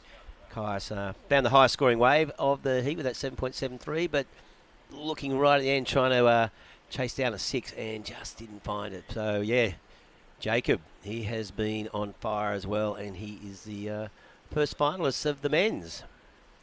Very exciting to see Jacob Wilcox getting some photos with the local Groms. I've heard from a few of those surfers. I mean, Jacob's so well known by this stage. He'd have kids asking for autographs pretty often. But a lot of those competitors that have, knocked out in the early rounds that are just beginning their real QS campaigns coming out of the junior series, like Dylan Moffitt and those kind of names, starting to get their first autographs. Yeah, and selfies and stuff. And just so awesome. Yeah, so cool to see that from the local crew. Yeah, and they'll be going, wow. It's going to be the annoying one how Kelly handles it. How does Kelly do it? How does Kelly do How does it? Sally do it? You see her when she comes out of the water every time. Oh, big turn there from Matty Banting. And does he get? He does. Did really well. And did really well not to take out his competitor. But, have a look at the replay here as we see just swell lines pushing through. Nice sunny morning here at Avoca Beach. Solid waves coming through. And we saw in that last wave, Matt Banting, a quick hack into the top and did a great job to land that second re-entry and miss Reeve Hazelwood, who was paddling back out, I think. So Matt Banting and Reeve Hazelwood looks like a 7. Here we go. So Matty Banting now, quick in and out of that one. Not much to worry about there. 25 minutes in this semi-final to go. 30-minute semis, of course. Reeve Hazelwood, the good foot, out the back with priority. And you can see Matt just getting caught inside a little bit after that wave. It's one of the joys of beach breaks when you've got a few rogue sets coming through.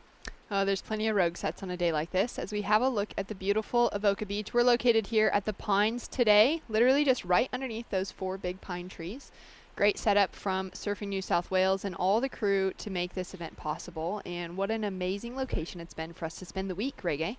Yeah, it has indeed. It's been an awesome week here. Consistent surf throughout the entire event from Heat 1 and Round 1. So, yeah, we've been blessed with some good waves. And we're finishing off with, it's not perfect today, but it's dramatic. We've got some good, solid waves coming through. We've seen some awesome surfing so far, and it will continue on. Of course, this is one of these people will be joining Jacob Wilcox in the final, and the Sisstrevolution women's final will be on after this.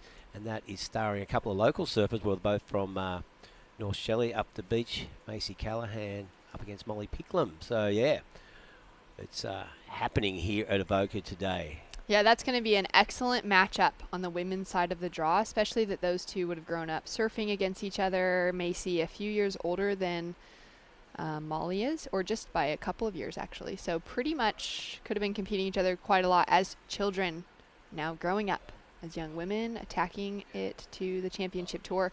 Matt Banting opened up with a 7.93 as that opening ride. Just a small throwaway backup score, and Reeve Hazelwood with a 3.5 to start out on.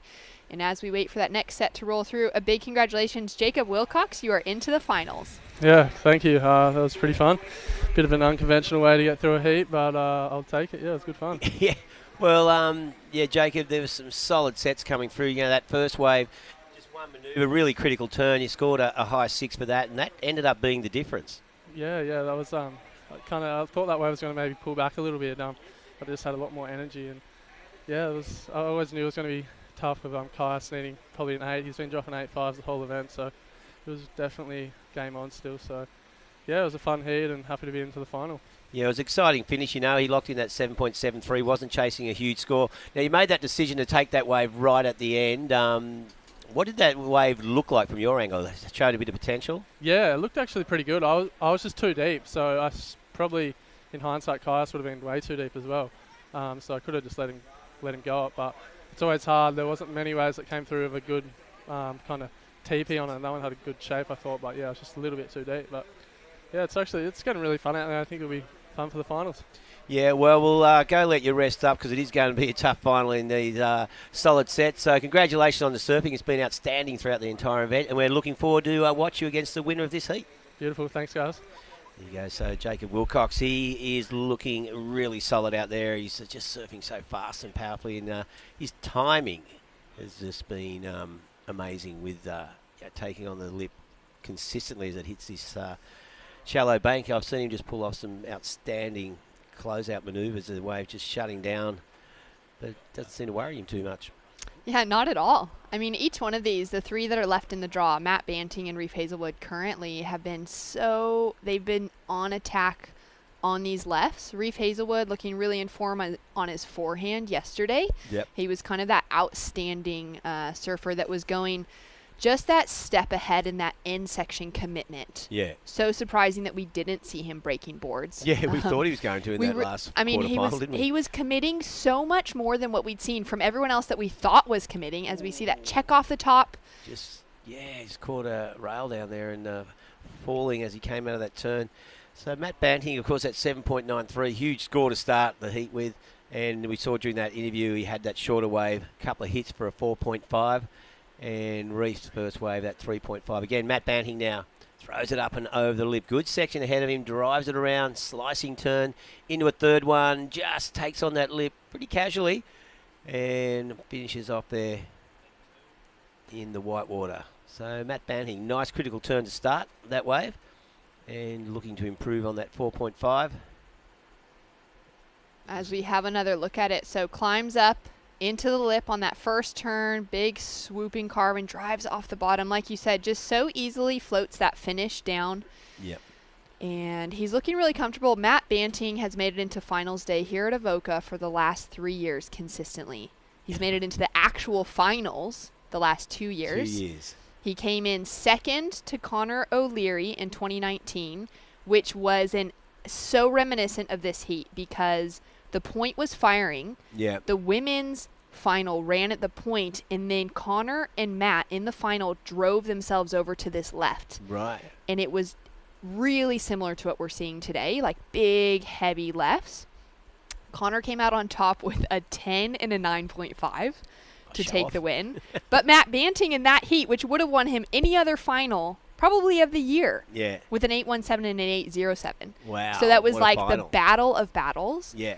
And then last year, Matt Banting came back to take the win in the 2020 Avoca event, the Central Coast Pro. So he's now the returning champion, and he'll have that bit of fire behind him where from Reef Hazelwood, we've just seen him make his first ever QS final and take out his first ever QS win at the Great Lakes Pro this year. Yeah, that's right. So, again, Reef will be looking to go one better, or go again with a 3,000. So a lot of points up for grabs here, and it's interesting. Reef just consistent, and already two good solid results. A lot of the worst he can do here now is a third. So finals day, and Matty Banting, of course, that consistency has been a hallmark of his surfing for a number of years now, and he is currently in the lead. Reef with priority. He'll be looking for something solid. We saw in that last heat, Kaius King waited quite a while with priority because he knew what he needed to do. Ended up with a 7.73, and Reef in a similar situation now. His opponent with one really good high score and a mid-ranger. Still a decent two-wave total there for Matt Banting, and Reef in a position where he needs two waves. He needs to lock in a high 5 or preferably a high 7 or an 8 to stay in touch with Matt Banting. Plenty of time, of course, these 30-minute heats, giving our surfers ample opportunity to choose the waves. We've got 18 minutes remaining as the final day of the Vissla Central Coast Pro winds down. The end of the Vissla Surf Series, of course, 4 events, culminating here today at Avoca Beach in both the men's and women's, as we see. No, little look at that one, but no takeoff. Matt Banting staying active out the back. Nice to see him lock in that 5, 6, 7 as a solid backup score. Seen that throughout the morning. The surfer is able to kind of cherry pick out something in that 7-point range, but then really need to work hard to get a solid backup to put that pressure on the other competitor. And Matt Banting doing a great job of it. His dad Lenny down here supporting him as always. As always. We've never seen Matt at a contest without Lenny present. Yep. And it's great to see that team dynamic coming through. Reef often travels with his mom, Ruth. I haven't seen her around at this contest, but that's kind of a cool thing, seeing these two men growing up on tour, traveling with those parents and that support system behind them, and carrying themselves through into some great results. Matt Banting, remembering last year in 2020, was one of those surfers that had the most outstanding start to the year with a win, a final finish, and a quarterfinal finish out of 3 big events at the start of 2020. Yep. I believe had he had one more good result, he would have solidified his qualification for the 2021 championship tour. So with everything that happened with COVID last year, when it comes to surfers and qualification, Matt Banting probably lost out the most. Yeah. Compared to any other surfer in the world. On a roll then, without a doubt, So, yeah, it was affected everyone differently. You can see Matt Banting, he's questioning the priority judge. We saw Reef Hazelwood kind of make I don't know, well, the priority judge didn't think it was a committed paddle. Matt Banting obviously does. And but not much point once that decision's made. He's not going to change it.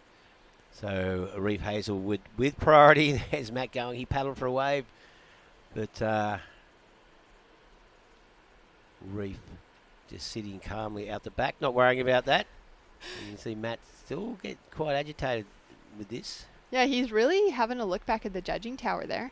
Giving a little wave. Obviously, the beach announcer's communicating something to him there. Mm-hmm. And there we go. That priority has changed. Whoa, it has changed. So, well worth it for Matt to raise his hand, question the situation, and for the judges to review that. Yeah, well, I saw the paddle, and I kind of was surprised it didn't switch straight away. But anyway, Matt Banting now with priority. So Reef Hazelwood deemed to make a committed paddle for the wave. That's the story with priority.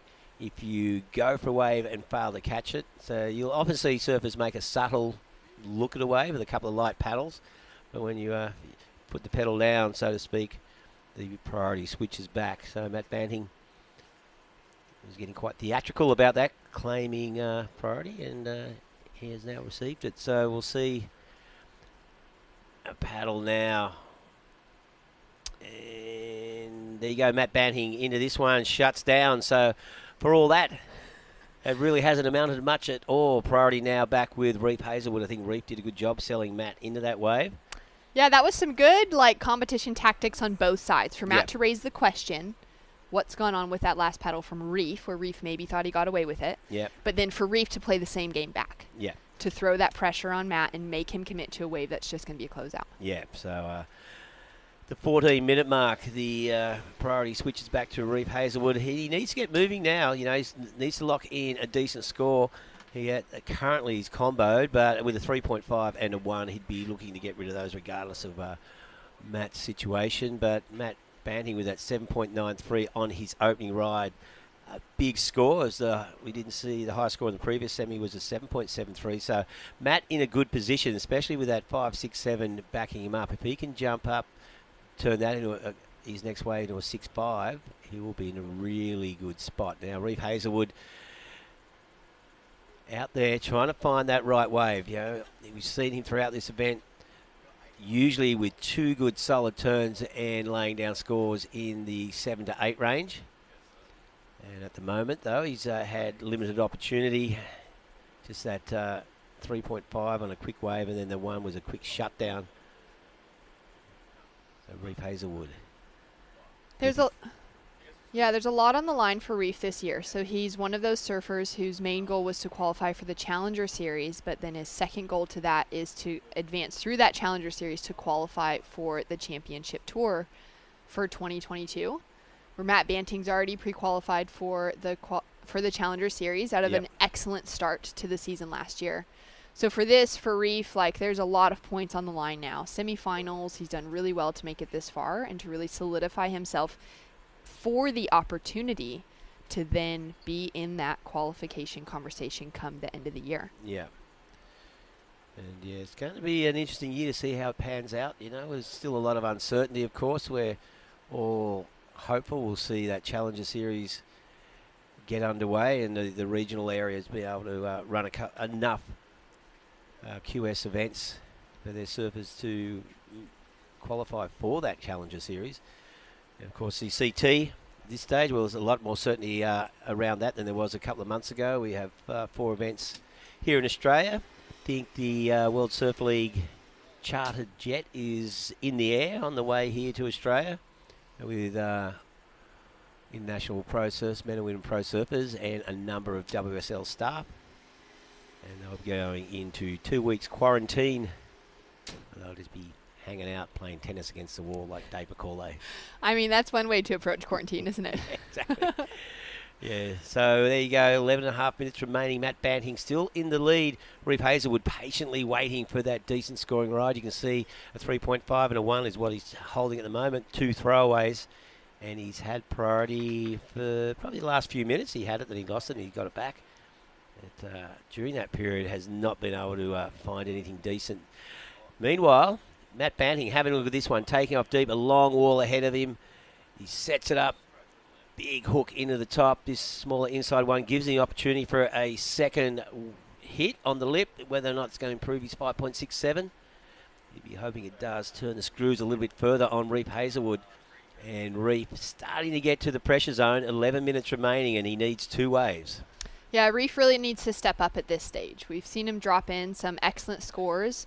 His semi-final yesterday afternoon, his quarterfinal yesterday afternoon was just fantastic, as we see this replay for Matt Banting. So does really well to make it around that first section, goes in for big floater and finishes on the end. Looking to put some more pressure on our surfer in black. Reef Hazelwood up and riding, drives up into the lip. Wow. He hasn't put a foot wrong the whole event and he just fell. That's the second fall. So a couple of unforced errors there from Reef Hazelwood, putting under more pressure. See off the bottom there, hits that lip and yeah, just sort of loses balance and falls, and there was 2 more turns in that wave. So opportunity gone begging there for the surfer in black. He'll be looking to get back out there. Needs to just get back out there. If he can grab priority, maintain his composure. But yeah, be pretty disappointed with that. Like, you think, God, that was such a soft section compared to what he was smashing yesterday afternoon. And but Reef, such a great surfer. No reason why he can't get back out there and just sit back, relax, and gain some composure and just lock in that next wave. So pretty sure, I don't know where Matt is in the lineup. I'm pretty sure Reef, yeah. So Reef Hazelwood with priority again. So with 9.5 minutes remaining, still needs 2 waves.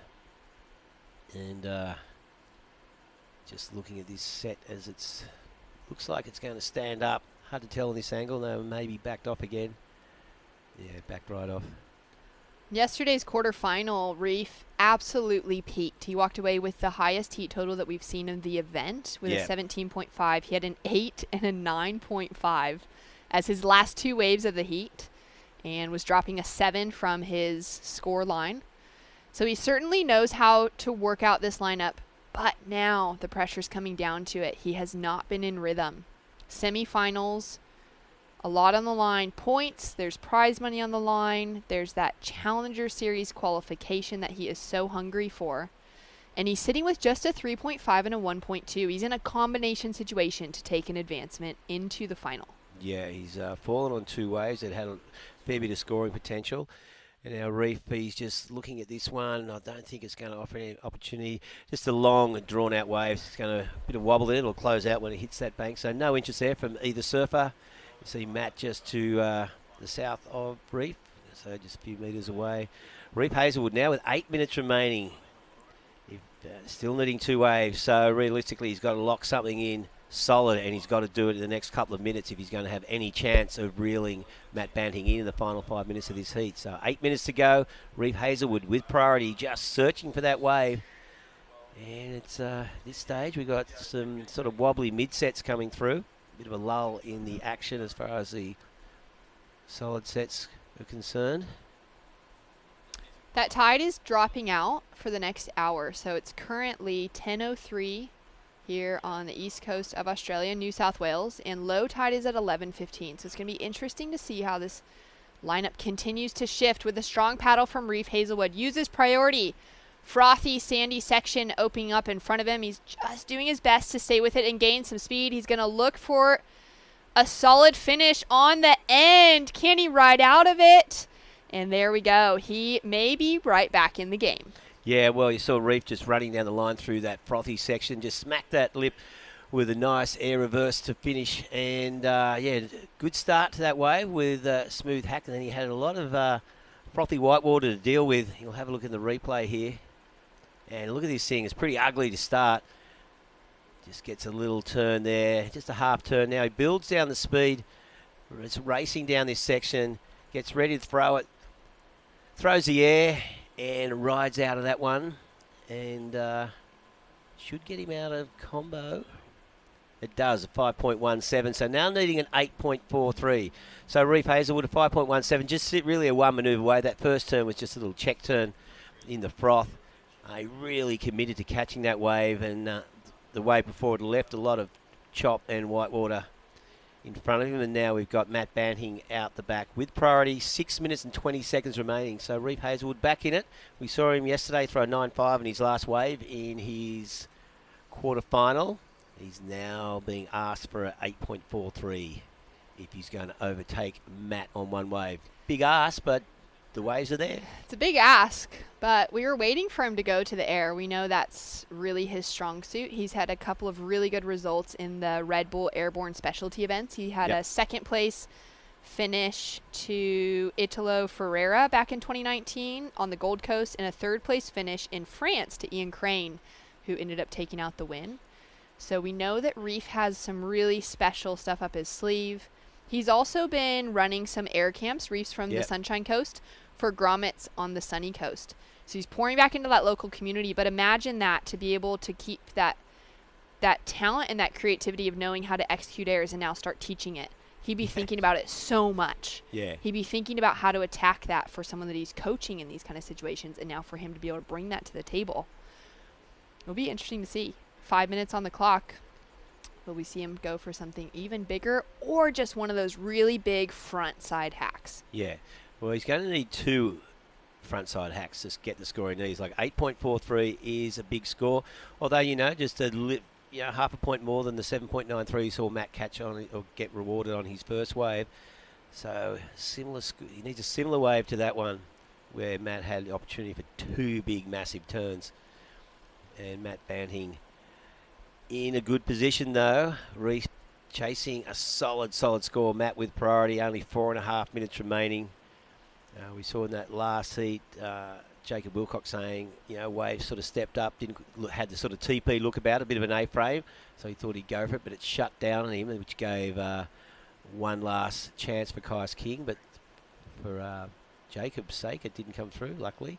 Now, Reef Hazelwood, a similar situation, chasing at 8.43, and with second priority, so he's just going to have to wait and hope that either a wide set comes through or a multi-wave set comes through where Matt has to make the decision on which wave to take. So it's going to be a tense end to the heat for people in both camps. Matt Banting just hanging on to that lead. Reef, obviously an exciting surf with the ability to knock off a 8.43 if he gets the opportunity. So 3.5 minutes, seen some solid sets. And 3 minutes, plenty of time for a multi-wave set to come through. Looks like a bit of paddling going on. No, I thought that wave looked like it was going to stand up. Matt Banting had no interest in it, and obviously Reef knew it wasn't worth the effort. A bit of wobble, courtesy of this southerly swell. Light wind at the moment. Seems to have backed off from what we saw this morning. Still a bit of mainly cross shore with a southerly. Forecast to pick up out of the east-northeast in the afternoon, probably around about midday. Well, Matt Banting is just tailing Reef Hazelwood right now. He is not going to let him go on anything that has scoring potential. 3 minutes on the clock. Reef can definitely drop that excellent score. We saw him drop 2 in his quarterfinal yesterday. And Matt Banting could be looking to improve a score, but more than likely he's in defense mode now. Yep. 2.5 minutes remaining. As you said, he knows what Reef is capable of. So he's just going to limit those opportunities for his opponent. And here we go. This wave's going to stand up, and it looks like Reef Hazelwood having a shot at the title here. Takes off deep. Streaking down the line, needs the speed. He's got to get up and throws a huge air. Bit of a Hail Mary, that one. His foot left the board. If he just had more of a rotation, that could have been something special, but unfortunately. But he threw the dice. He had to go for it, and that's a reminder to Matt, well, you know, an 8.43 can be achieved with one manoeuvre if it's spectacular enough. Just have a look at this as he builds his speed up. He's eyeing down the line. Did really well. Hits that section, but yeah, just sort of fell from his board halfway through that rotation. Didn't look like it was ever going to be completed. Just under 2 minutes remaining. Matt Banting still holding that lead, looking to qualify for the final, where Jacob Wilcox has already qualified. So Reef chasing down a big score. I hope he gets another wave. Wow, so do I. I mean, Just that to was watch really it. exciting. Yeah. We know that that's what he's going to pull out. Like, he needs a huge maneuver to get a huge score. And there hasn't been many open-faced waves that are allowing those two-turn combinations. No. So for him, his best bet is to take to the air. That was a throaty wave, too. And to be able to actually time it and hit that in section to ramp. Yeah. I'm pretty sure Matt would have been watching that, so he'd be going, he would have seen it come out of the lip, go, oh. So Matt will be thinking, okay, I don't want him to even catch a wave. And it's just too risky for Matt at this stage to allow a surfer like Reef. You know, it would be the same if Jacob Wilcox was in this heat. It'd be the same with any of these, you know, our last 8 men in the draw. To just allow them to take off on something could result in you losing that heat. Yeah, exactly. Yeah, 8.4 and 8.5 or 9 off one manoeuvre. We see that where they are spectacular enough. And 40 seconds remaining, so you can see Reef just moving up and down, trying to find any opportunity. Now, here we go. What is going to happen? Nothing there. 35 seconds, that wave was a bit of a non-event. So 30 seconds remaining. Reef Hazelwood looking for that one last opportunity. He's made a bit of a break, and, well, what's going to happen? Oh, he's going. He's driving down the line. Check off the top. And we're now looking for that same ramp to open up. The wave is a double up. There's not going to be anything too good. Little redirection there. Hits the finish. Wow. Matt looked at that. He was tempted. Then he thought, you know what, he's not going to get it. I don't know. Here goes Matty Banting now, just slicing off the top. And whacks the lip for... That's a good finish. So he may... I didn't see the start of that wave, so whether or not he caught it in time. But either way, that last wave of Reese was not the score he needed. So Matty Banting moving through to the final up against Jacob Wilcox, and we'll be back with the women's final, the Sisstrevolution. Awesome heat coming up between Molly Picclem and Macy Callahan. We're going to bring the big guns into the booth. Jess Grimwood taking over soon. Don't go away.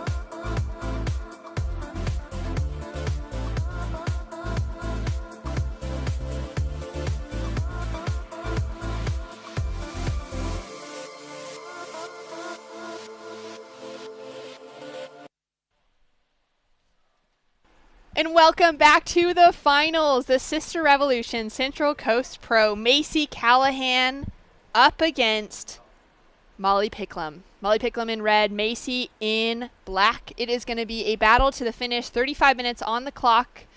And these women so deserving of a chance to win those 3,000 points, that $8,000 to walk away with the prize money. My name is Shannon Hughes, joined in the booth by Jess Grimwood. Jess, it's great to have you back in and to call heat on a couple of women that you know well.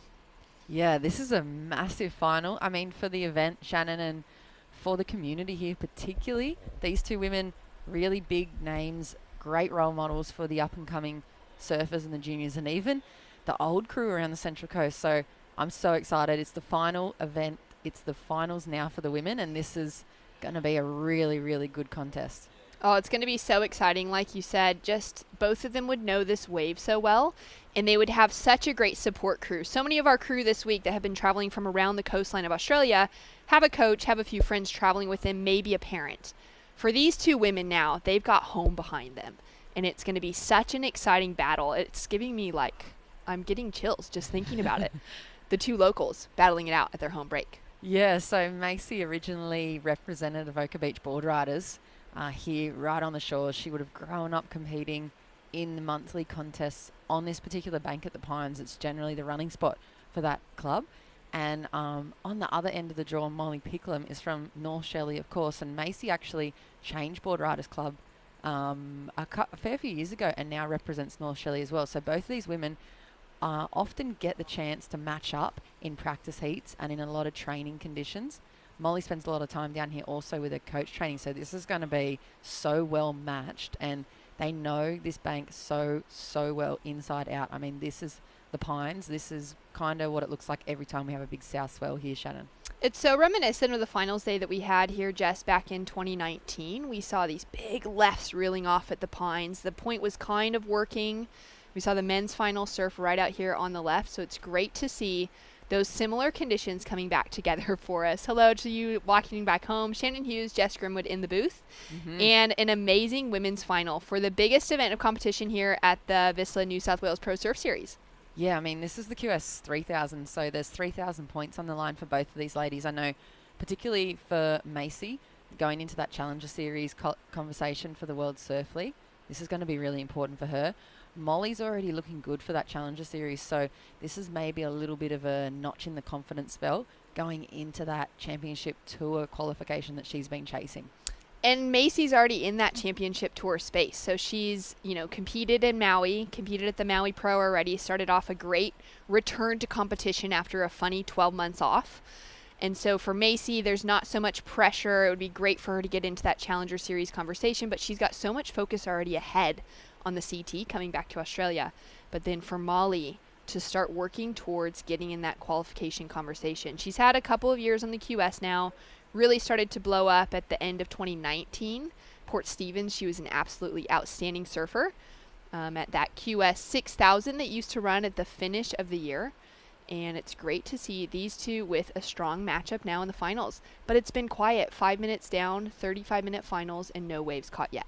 Yeah, in the opening semi-final of the day for Molly, we actually had a restart as well. So in her semi-final versing Sally Fitzgibbons, they didn't get a wave in the first 10 minutes, and there was an official restart.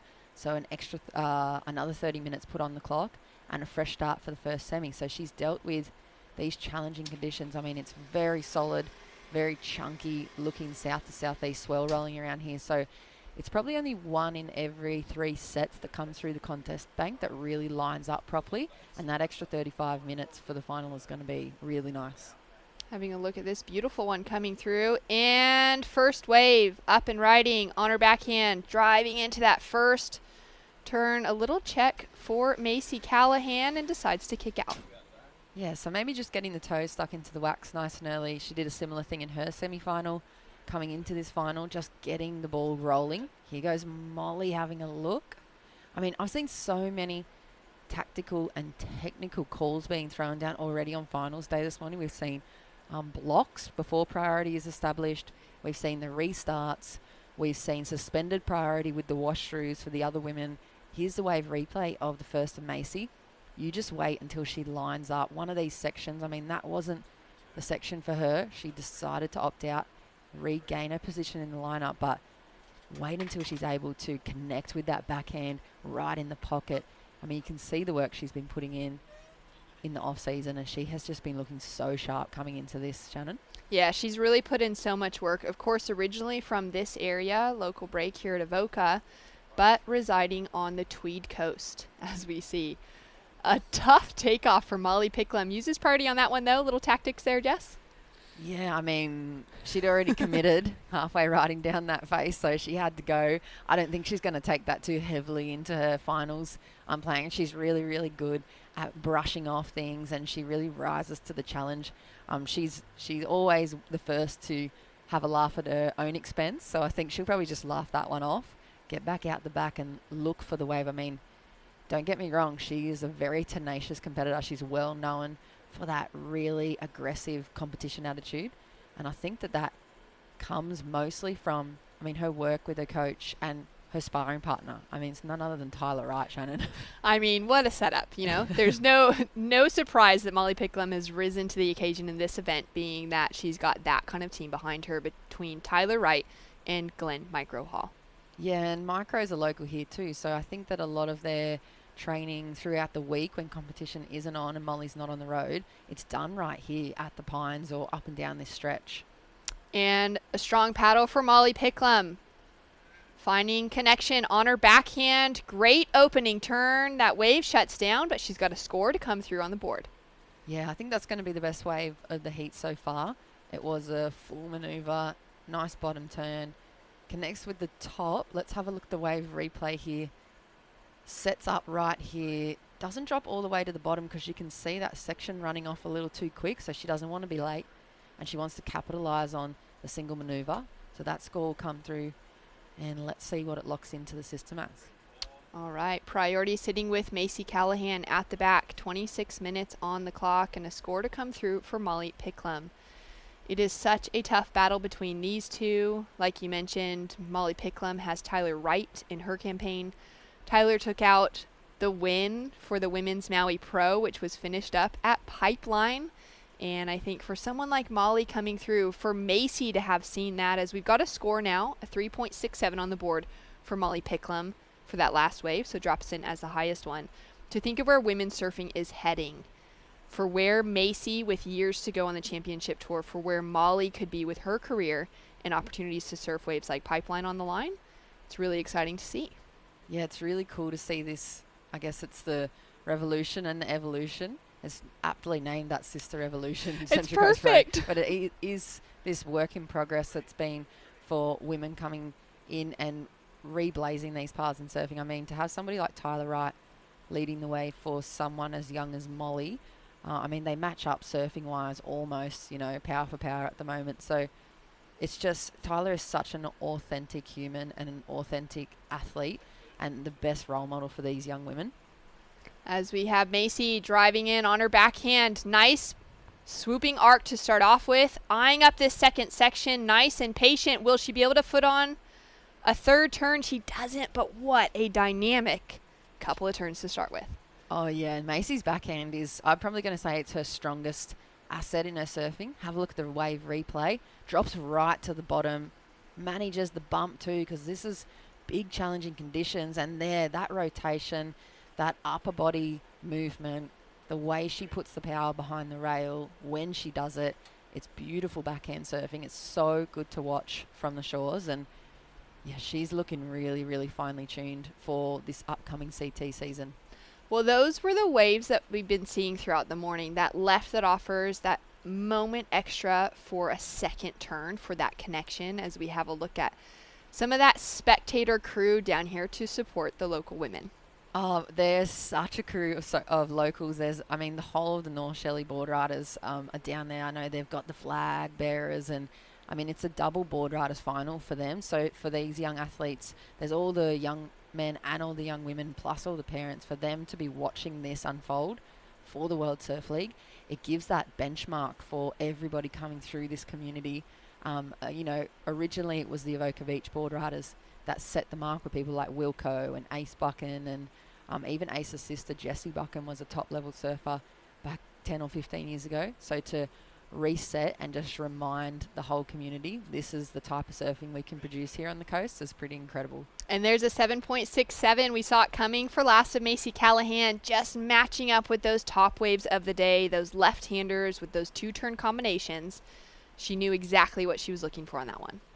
Yeah, if you compare it to Molly's 367 as well, I mean, 367, one turn, top to bottom, hit the lip, and it was nicely timed. Have a look at the wave replay here for Macy's 767. There's the first turn, really deep bottom turn, kind of flattens out the arc and sets up the second. So that's where you get that extra 3 or 4 points from. If she was able to even put in a third really critical maneuver, you could see where it could go up into the excellent score. So there's that comparison if you're tuning on in from home across the airwaves. You can start to do your own, at-home judging and break down what they're looking for. And they're looking for the commitment in the critical sections, and they're looking for that power as well. And, I mean, Macy brings it all the time, and those sharp eyes just look so finely tuned under her feet. Yeah, the boards are looking really, really good for Macy Callahan. And a great comparison there to see Molly's 3.67 up against Macy's 7.67. So 21 minutes on the clock, and Macy Callahan spending a lot of time on the Gold Coast over the last couple of years, training with some of the world's best between Steph Gilmore, you've got the Dimity Stoyles up there. There's such a cool pack of women that are pushing themselves and pouring into each other in a really fun and encouraging environment. Yeah, if you're spending your weeks Monday to Friday with those type of sparring partners, it's not a surprise to see both of these women here in the final. I mean, it's an advantage, and it's something that they've sought out throughout their careers and establishing themselves as professional athletes. When you surround yourself with people that are better than you, you rise to the challenge. And both of these women, I mean, Macy's already a championship tour competitor, like you said, but Molly, she's knocking on the door. And she's been knocking on the door since the first year she's jumped across from the juniors. So it's going to be a really, really nice 21 minutes unfolding. That's such a good hint to Molly knocking on the door from the start. Her first QS that she ever entered into, she made it into the finals, which is huge. So to have come out swinging from the juniors at that level, and then now to be building in to get a little bit more experience is going to be really exciting to see her again in the biggest final that she's had. Oh, it's a beautiful Sunday morning. I'm so excited, Shannon. I mean, I'm so glad that the finals are 35 minutes, and there's just so many good vibes going on around the contest, pumping big, challenging conditions. I mean, it was massive when we first rocked off at dark this morning. It was literally just wash through after wash through. I saw some of the earlier competitors doing their warm-ups getting washed to the beach without a single wave multiple times. So this is the epitome of surfing at the moment. Women's world class in the water, and they've been rising to the occasion over and over again in these challenging conditions. It's been so exciting to see, even over the whole series, as we see Macy Callahan taking a committed paddle to put herself in position. She's sitting under priority from Molly Picklem, but she has all the opportunity for this wave. A smaller inside wave, nice section for that opening hit, throws heaps of spray and connects in for 2 turns, and she's looking to drop that 2.0 on the scoreboard. I love how she draws the lines with her back arm. You can see it a lot. It's very particular for her style. It's quite unique. Have a look at the wave replay. See that back arm draws the line early before she's able to unleash on the rails. And I mean, it's just really finesse surfing. I can't say anything else about it. I love watching Macy's backhand surf. I think it's just so smooth and so graceful. It's so important to have that backhand open up as well. As we see so much of that coming from Caroline Marks when she's surfing Goofy Foot. It's that backhand that leads that full extension.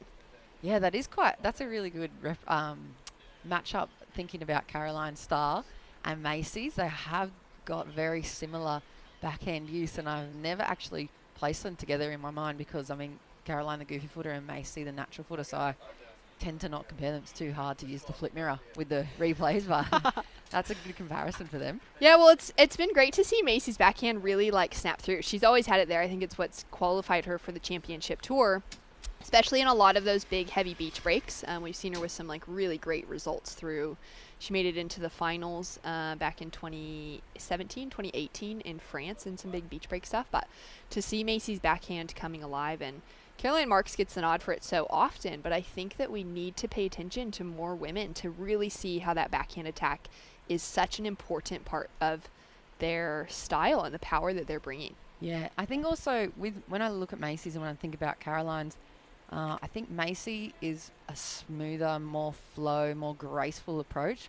Whereas when I think of Caroline straight away, I mean similar backhand placement, but I just think of like aggressive, no bars, like straight off the bottom, attack at the top, and then readjust in the middle and then set up. And I know that that's something that she's probably working on in developing her maturity in her championship tour surfing. 17 minutes on the clock. Macy Callahan leading the charge. She drops in she's got that 7.67. She drops in a 4.83 for the last wave. So that increases her heat total to that 12-point plus range. Molly Picklem is having such a slow heat, Jess. She's just got that 3.67 on the scoreboard for the one turn, a throwaway of a 0.13, and she's chasing an excellent score now to take the lead away from Macy Callahan. I don't think that's going to rattle her too much. I think that is something that she's been training for a lot. I saw her with that heat against Sarah Baum yesterday. She had a pretty scrappy heat. There wasn't a lot of contestable waves coming through that were able to open up for both the women in the water, and she just had to go back to that grind that we always speak about with the QS, getting back on the board regardless. I mean, generally at this level of competition, you're not making it through without that 14 points. But sometimes when the conditions change, you have to adjust your performance and you're looking for the progression. You're not necessarily focusing on the 8s and 9s anymore. So Molly's really good at switching back into that grind mode, and she'll put score on the board if she needs it. I mean, at the moment, she's got plenty of time. Normal heats run for 20 minutes, I guess, generally for her training. So with 16 minutes and just over, an 8.83 might be in her sights. And have a look at all those photographers there. They've been down here from dark as well, Shannon. I mean, the community is so invested in this professional surfing display, and also the characters. I think that's the best thing about watching these women. The kids get to link in and get emotionally invested in their personalities on tour. Oh, it's just been one of the funnest things to witness again this week, is to see so many of the local Groms here getting to witness great surfing and getting to be at the water's edge when those surfers come out, to stop the likes of the really well-known surfers like a Sally Fitzgibbons or an Ace Buchan or Julian Wilson, to get those autographs and just to get a photo taken with them, but then to also get that moment with some of our up-and-coming, our rising stars on the qualifying series, who are just starting to make it through a few heats and not considering qualification yet, but they're just starting out, and to see them getting to sign their first autographs has been a really cool thing too. Oh yeah, that is a really cool point to bring up. And I think, like I was saying, when we're talking about like well-known surfers like Caroline or Macy or Molly in the water, I love that split in fans where people go, I love Caroline's style, no, I love Macy's style, and that brings that investment into your characters that you're pushing on tour, and you get the jerseys with the names on the back and you're chasing down for autographs all the time. I think that's just such a good part about professional sports, and it's something that we've seen for women's surfing really come to fruit in the last few years. And it's just even for so many of us young women that grew up as surfers that had posters on our walls, to now see these women starting to drop that. Steph Gilmore just put out like a really cool, super stylish poster run that I'm sure young girls across the world have put in orders for, because they want to have that up on their wall at home to be able to channel that when they start surfing and charging decent waves. Yeah, and it's like the old Blue Crush thing, you know, when 100%. So good. Anne-Marie writes the scores, or how many days until pipe on the mirror. You know there's so many young women around the world, like you said, with the posters of Tyler, or maybe a poster of Macy and Molly, and they're just literally focusing on that every morning with, you know, the teeth brush routine and getting ready for their careers. They're coming up in the next 5, 10, 15 years. So it's an incredible part of women's surfing. And it's been amazing to see, of course, you're talking about the board riders setup that both Macy and Molly have had, as we see another huge set just roll through the lineup. I feel like these two women would have taken a couple of waves on the head with that one, but to see those board riders matchups for them, both surfing for North Shelley board riders, and it actually has pushed Macy and Molly to a position where they have the most wins ever on the junior series tour, like globally, the two of them together with 5 out of 6 wins in the years, which is really incredible that those two have pushed each other to those kind of record-holding positions. But then also to see a series like the Vissla New South Wales Pro Surf Series that we've just seen come together to allow our surfers those moments to rise from just being board riders competitions to now 9 years into the New South Wales Pro Surf Series, getting into the contest jersey and surfing against the best. Yeah, and when you look at the amount of heat times that these two women through the series have put in, plus adding the board riders, you can see why they're at that top level. And I think that's going to create this whole bit of fresh blood coming through that championship tour season, maybe 2022 and 2023-24. I think we'll really start to see all these young women, like for board riders, for these two women. I mean, I'm a part of that club as well, and I know that when those two are in town, in line with our monthly contest, every single person comes down because they want to see, hang on, what level do I have to surf at to beat these women? And there's these young women coming up, like Millie Allport. I know she matches up against Macy and Molly like repetitively through the year, so it's pushing her and it's pushing all the young women in the club to keep practicing and keep performing and keep putting in the work, because these two are leading the way and they're made a career out of surfing and they're just full-rounded professional athletes. And it's so good to hear that even at this level, and I think it's just part of Australian culture within board riders, is that they're showing back up to their home board riders comps. They haven't forgotten that and moved on to just competing on the championship tour or looking for those qualification spaces. They're showing up and they're supporting their local community and they're giving those other surfers the opportunity to push themselves. As we have a strong paddle here from Macy Callahan, beautiful open face in front of her, snaps up into the lip on that first turn, comes in for a second, and will she connect for the third? 2 giant turns connected together. Jess Grimwood clapping in the booth. Yeah, quiet, silent clap there for Macy. I love seeing these women go hit for hit. I want to see the answer back from Molly, because that's going to be a good score from Macy. Let's have a look at the wave replay.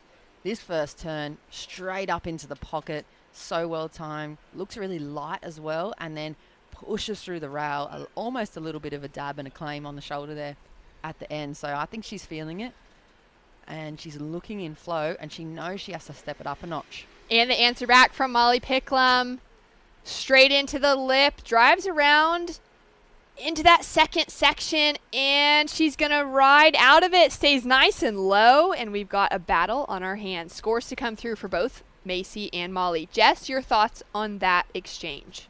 Let's have a look at the wave replay.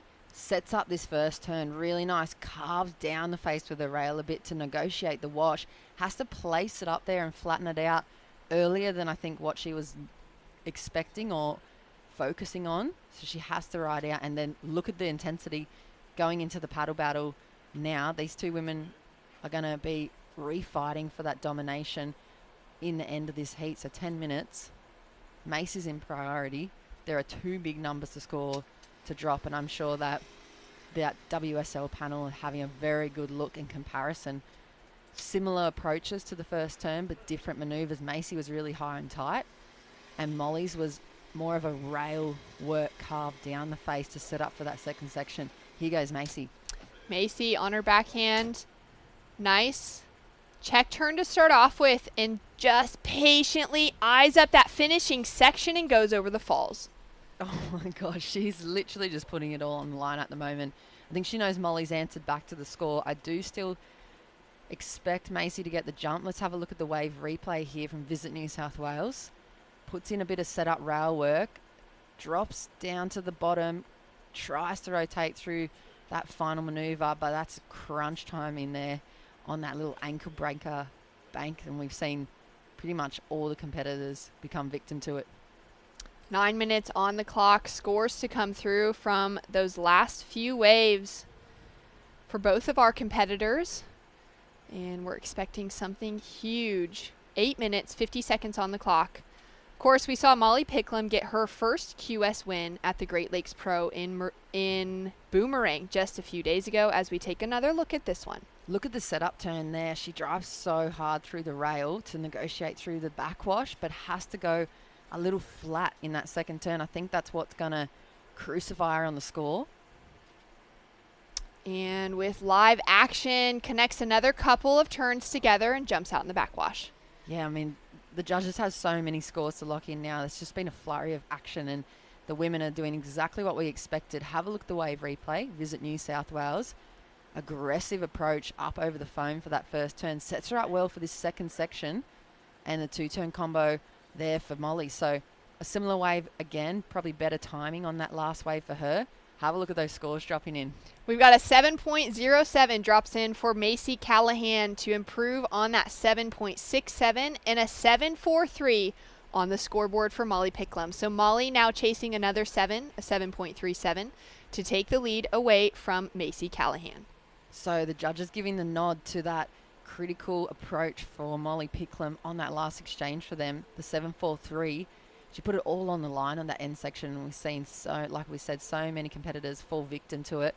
But that's a good-looking heat total for Macy Callahan. I mean, she's going to have to probably have another shot at replacing that second wave score, because I would count on Molly backing up that 7.43 with something in excellent range. I mean, she's been rewarded for the two-turn combos on the backhand, and I feel like she has probably, well, there you go. There we go. A 7.53 on the scoreboard for Molly Picklum takes her into the lead with a 7.43 as her backup score.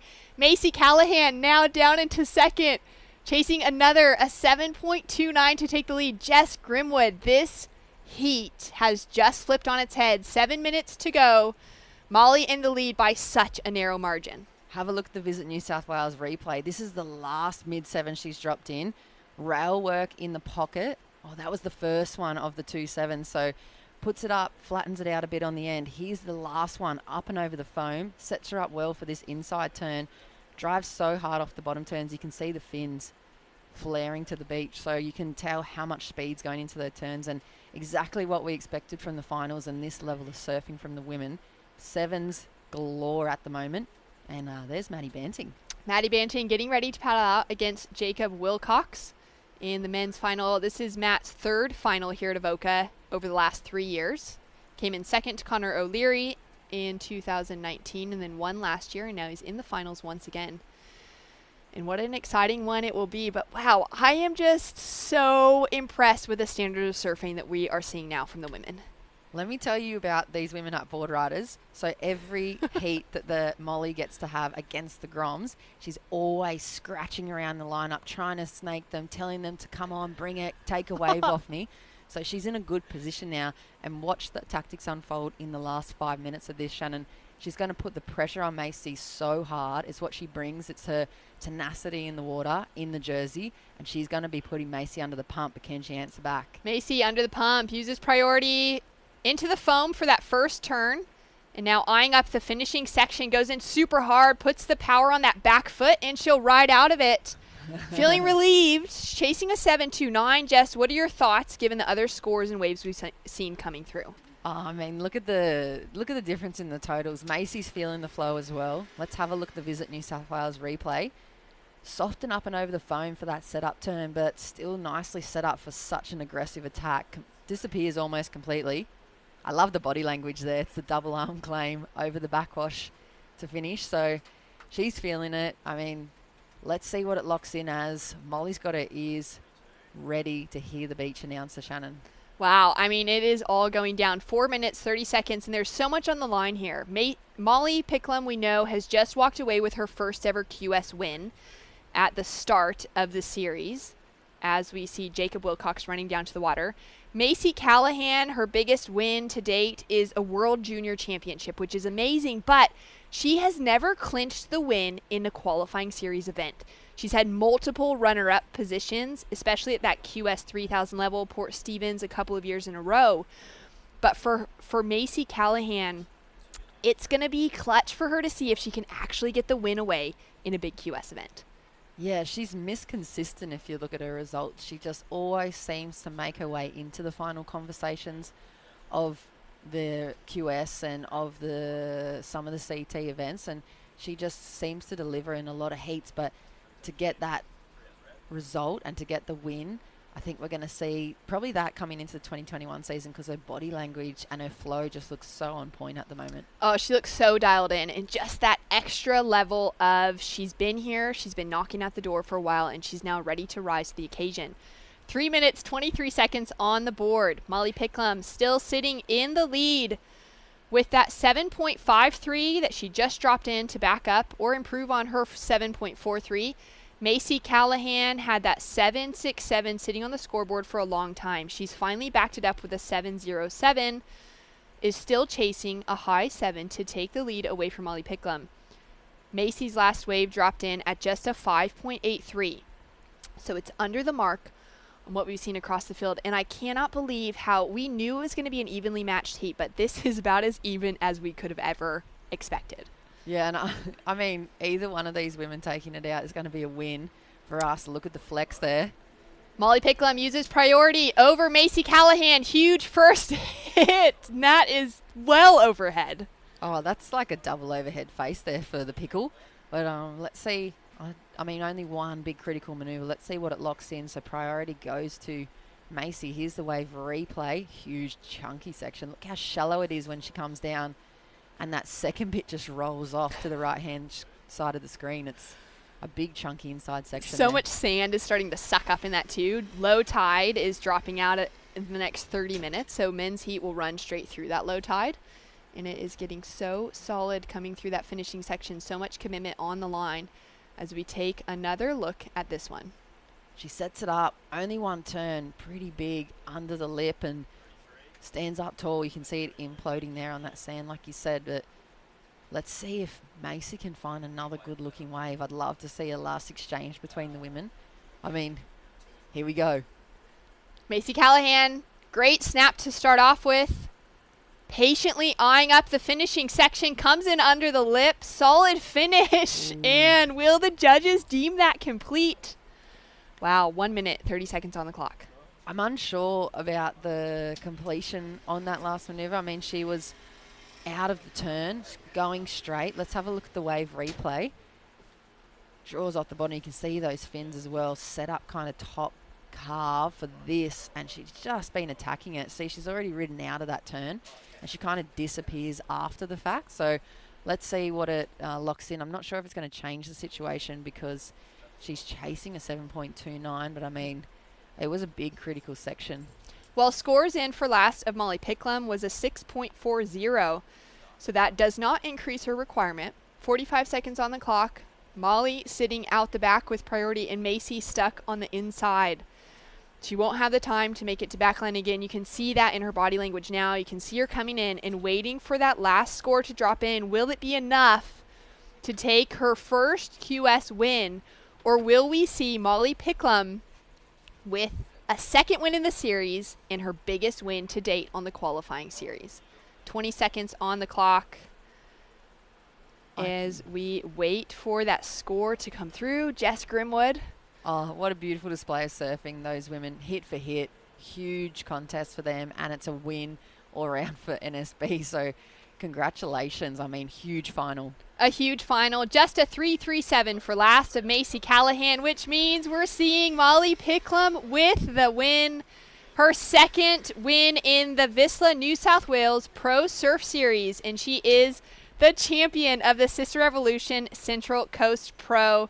Her second QS win to date, and she's looking so sharp moving into the Challenger Series. Ah, there she is. She's going to have a little victory lap, Shannon. Congratulations. The pickle, Molly Picclum, well-deserved win there.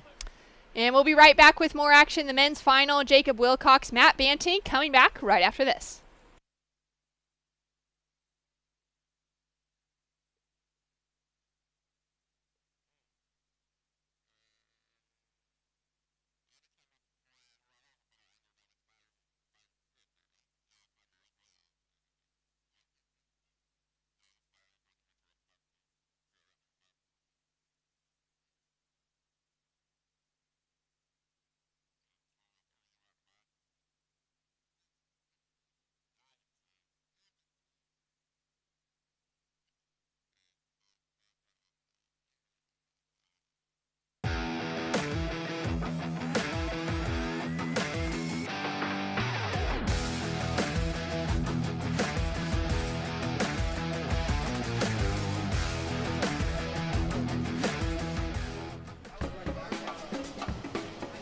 Some like blue, some like gold. Some are mellow, yet some are bold. Some are aggro, yet some are stoked. Vissla has tops for all different folk.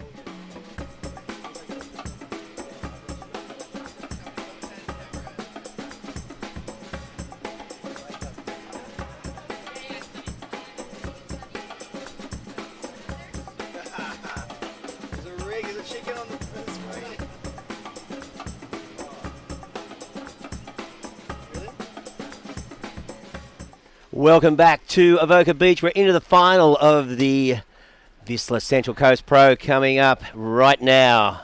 It's going to be an outstanding heat, of course.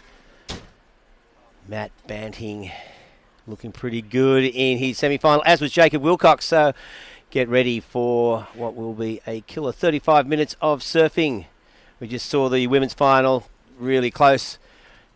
The two women from North Shelley Board Riders, Macy Callahan and Molly Picklem. Molly winning that one. Joining me in the booth is Chris Enover. Chris, this is going to be a outstanding final. Both these guys have been surfing so well throughout the entire event, and you definitely deserve to be here at the pointy end of the event. Haven't they just, Reggae? Stoked to be in the booth, calling the final. What, a series it's been, the Vissla Surf Series. We started even the last event. This is stop number 4. The Vissla Central Coast Pro started with 120 competitors, down to 2. And what more deserving surfers than these two? I mean, Jacob Wilcox, the powerhouse goofy footer from Western Australia, and Matt Banting, the Port Macquarie man, who has been former CT surfer, now right back at the top of his game and very deserving to be in the final here. Again. Yep, again. Third final in a row, I think. Third time, and wow, doesn't he love this spot? He's got a special relationship with Avoca, and it just keeps on growing. Yeah, he's been surfing so well, and he's going to have his work cut out for him. Of course, Jacob Wilcox was on fire throughout every round, so sit back and relax and watch what will be a awesome, well, I was going to say 35 minutes, but we're down to 32, just under 32 minutes. But these finals, we just saw that in the Sisstrevolution final, just such a close one between Macy and Molly. Molly getting the nod at the end, courtesy of back-to-back 7+ waves. And just waiting to see who will be the first person to take off here. Of course, a QS 3000 carrying 3,000 vital points. $30,000 prize money across men's and women's divisions here, and the winners taking home $8,000. Second place, $4,000. So not a bad day's work. Well, it's been a long haul to get here, though. All these surfers probably surfed, 5 rounds to get to where we are now. And yeah, and it's been pretty torrid out there today. We've seen some solid sets. Hasn't it just? Yeah, wearing a lot of waves on the head. But fitness is such a big part of surfing, like all professional sport. And today is proof why. You need to be able to handle good hold downs, washing machine action caught inside, and then of course rideways with rideways of consequence with a lot of power. So what are your thoughts? If you're going to pick someone, I know you're not going to, but it's so hard. difficult. I mean, these two have been hands down the standouts of the whole draw. Great to see Jacob back in top form again. He had a few unlucky results leading to this, so he was super fired up coming to this event. I've always said it, he's been a standout in the water, whether it's free surfing, even in his heats, but just hasn't been able to find the right waves. Yeah. Now you can see he's really adjusted his mindset, and credit to him to have 3 bad results to kick off the Vissla Surf Series, 3 events in a row, and to bounce back and go, you know what, I need to really adjust my mindset and be on the best waves every heat, and he's doing that. And every heat he's getting off to a quick start, and then he's got good heat management, he's finding the best waves, and he is surfing so electric and so fast, and the commitment at the end sections are unbelievable. And same with Matt Banting. And I mean, the only other person I could compare to these two would be Reef Hazelwood, who has been so solid throughout the event. And obviously, Reef and Maddie matching up in the semi, which was a cracker of a heat. Unfortunately, Reef, unable to find a good wave. Here's Maddie Banting kicking off what he's done all event, first wave of the heat, looking like a good left, getting around this one, and it ran off, showing signs of almost like Hawaii out there. It's so much water moving, and it's nice and blue with the sun on it. Yeah, it looks pretty out there. when you're down on the beach, it looks a little bit more ugly. But Yeah. we just saw that Matt Banting getting caught behind there, just a .83. Priority now with Jacob Wilcox. That wave just stretched out. It looked like it was going to offer something at the start. Obviously, Matt thought the same thing, but it just hit that inside bank and shut down. We're pretty close to dead low tide, I think. But there's so much water moving around courtesy of this strong south swell. Wind swung a little bit further round to the east-southeast, only light. It is going to pick up this afternoon. Hopefully not till after our finalists are back on the beach in 28 minutes, anticipating northeasterly at 15 to 20 knots, so quite strong. Yeah, not good for a southerly corner. No, but at the moment we've got pretty decent conditions out there. Yeah. We just saw in the semis and the women's finals still plenty of opportunity, some good open face waves, and that's what the boys are looking for now. Yeah, I had a surf out there yesterday, raced out after the comp was finished, and a little commentator's cup with Crispy, and I tell you what, it was so tricky out there. It looks so fun from the beach, and you see these big lefts rolling through, and when you're out there, it's a different story. There's a lot of water moving. It's hard to find a wave that even, holds up to start with. And then you got to deal with the bomb sets that break on your head. Here's Jacob Wilcox on a nice looking left to kick things off. The West Australian local bangs that one through the lip, loves a solid wave, wraps that carving turn through the lip, and another one out of the top there. So 3 good turns to kick off his account in the final. Yeah, 3 good solid turns there. He'll be happy with that. It's going to give him a distinct advantage over Matt Banting's first wave. He caught that at the 27.5 minute mark. So Jacob Wilcox getting his account open. You'll see this on the replay. Just strokes in. Nice section ahead of him. Just smashes it up into the lip. Again off the bottom. Big carving turn. Just that tight arc hook. And just finish it nicely with a clean closeout re-entry. So 3 good solid turns there. Rode out of that wave nicely. And Jacob Wilcox getting on the board with the first decent wave of the set. And of the heat, I should say, and Matt Banting out there with priority now. So, yeah, Jacob would be pretty happy with that. Just continuing where he finished off in his semi-finals with good wave selection and great surfing. Yeah, I mean, it was a great wave to kick off the final. Deeper left, up on the bank, had a nice run to it. It allowed some really crisp turns and, a bit of contrast because we've seen those heavy end sections down the end. That one didn't offer that heavy end section, so might hold the score back a bit, but 3 good turns, and the judges will have a good look at that. Matty Banting carving through the lip, and a second one too, searing top turn, and banks that one with a heavy end section. So both surfers, 3-turn combination. Yeah. Wow, that's a great fight back wave there for Matty Banting. Yeah, came straight back at Jacob Wilcox with that wave. You can see what the difference is as far as the judges' interpretation goes. But again, the replay straight up, nice carving turn out of the top. This wave stands up a little bit more vertically.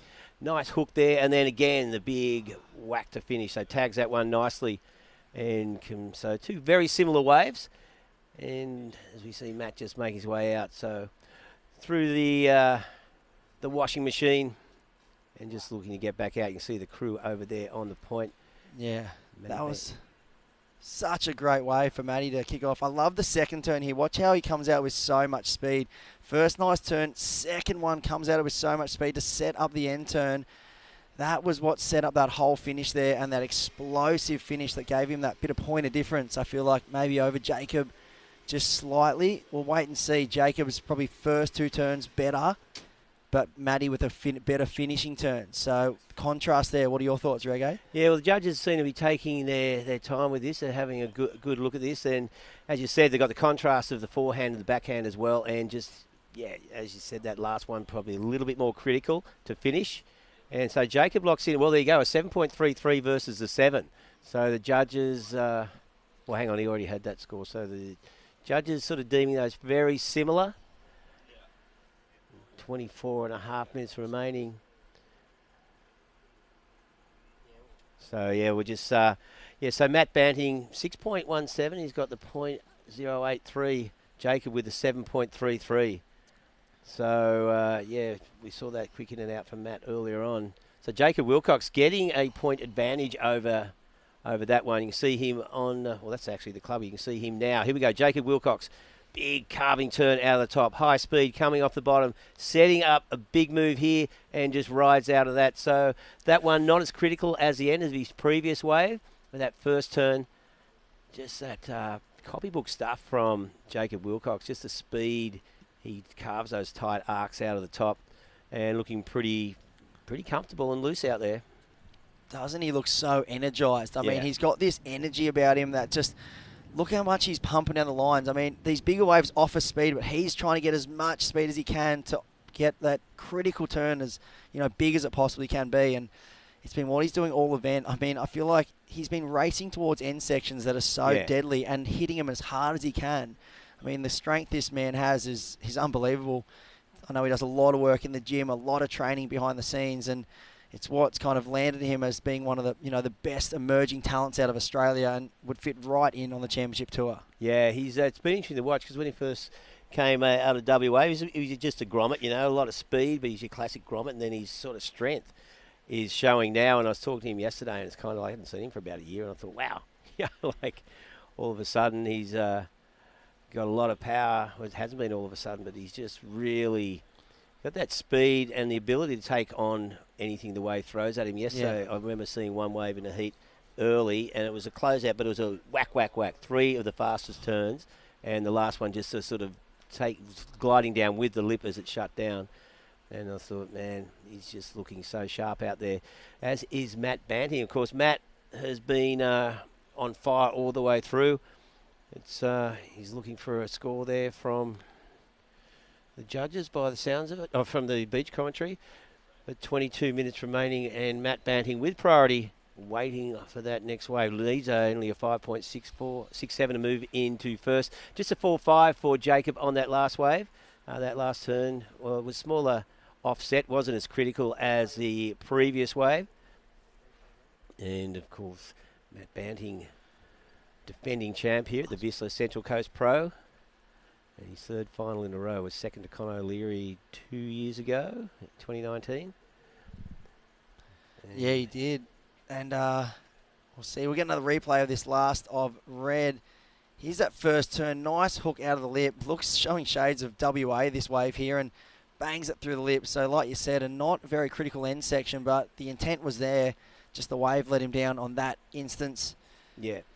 So 4.5 for him. Backs up the 7.33, and advantage to the man in red. But you can never count out Matt Banting because, wow, he's been just so solid, and obviously already qualified for the Challenger Series event on the back of his results last year. Got the second to Leo in the Prime at Narrabeen, and those results have carried on through to this year, and that lands him a spot in the Challenger Series already. And I know Jacob Wilcox would be fired up to take out this final and really cement himself in the Challenger Series too. And what two talents we would have.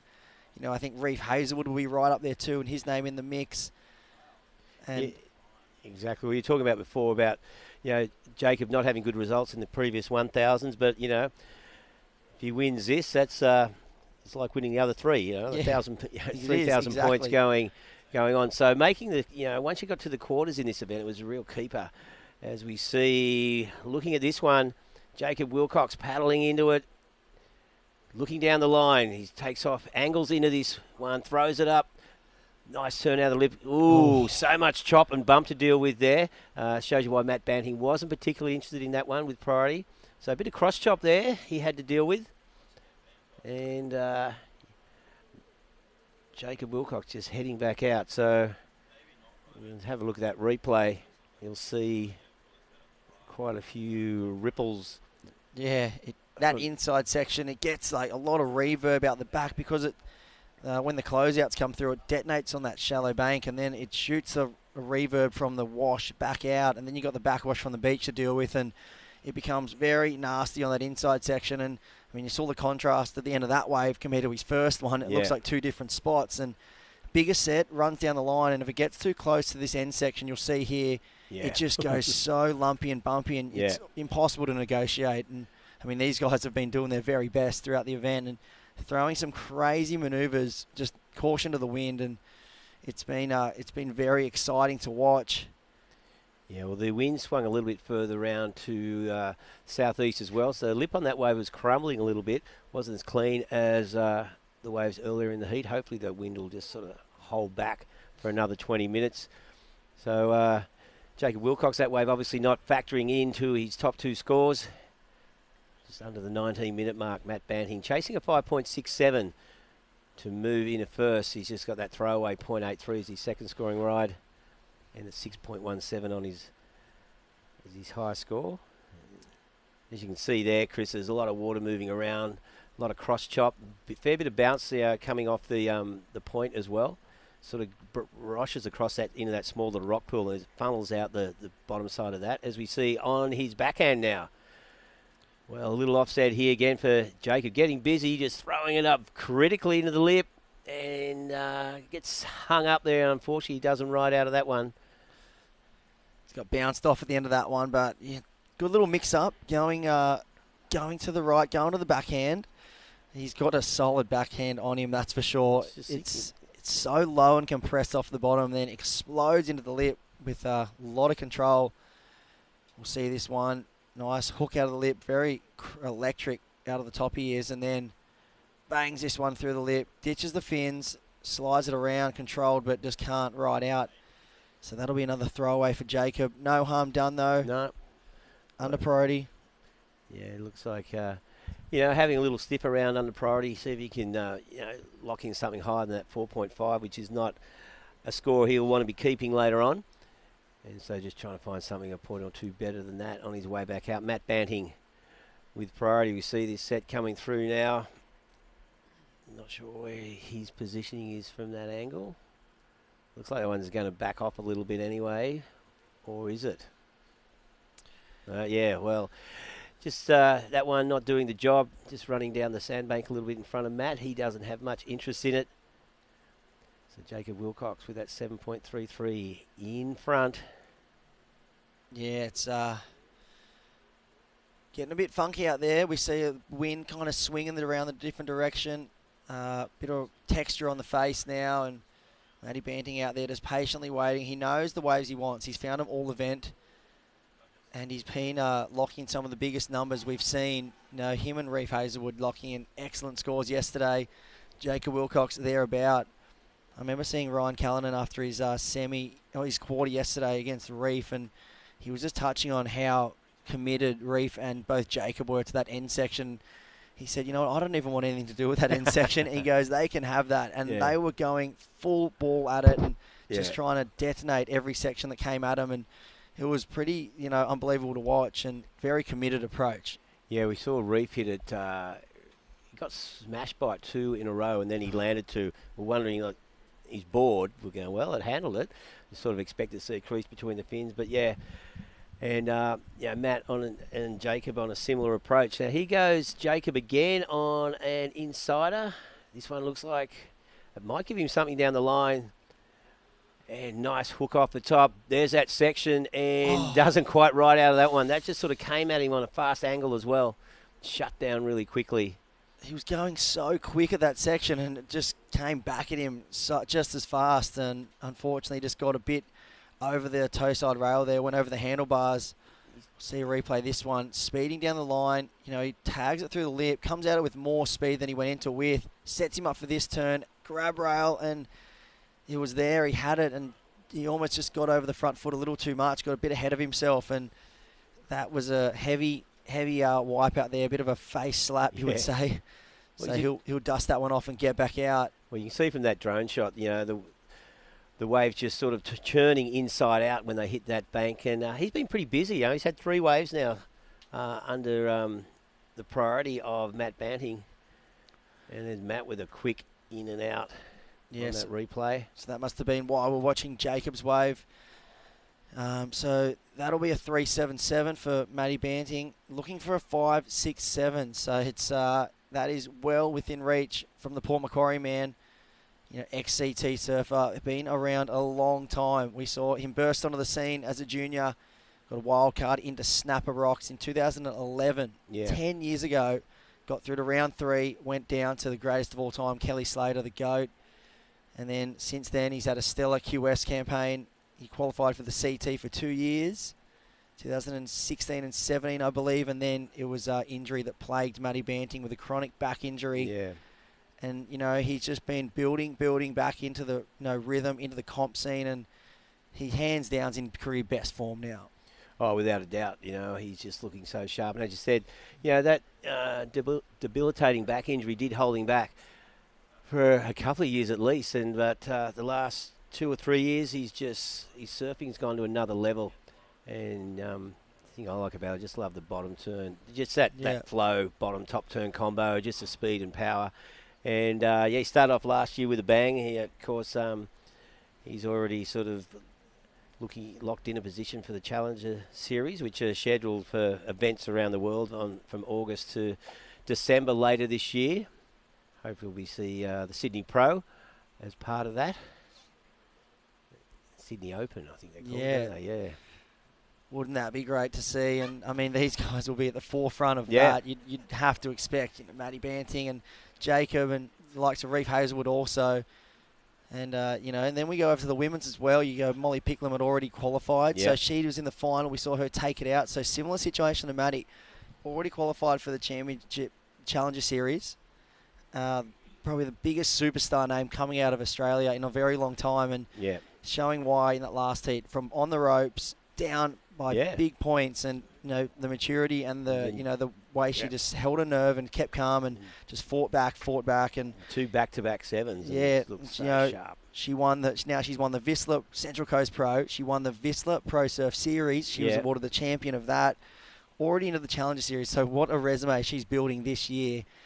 It's just going from strength to strength for Molly, and obviously getting a notch, getting even with Macy. They've had one match up before, and Macy getting the jump on her. So it's always satisfying when you get to even the score. Exactly, for your fellow club member too, North Shelley. Exactly. So maybe a bit of a battle for the ABB spot there. Yeah, well, that's an interesting point.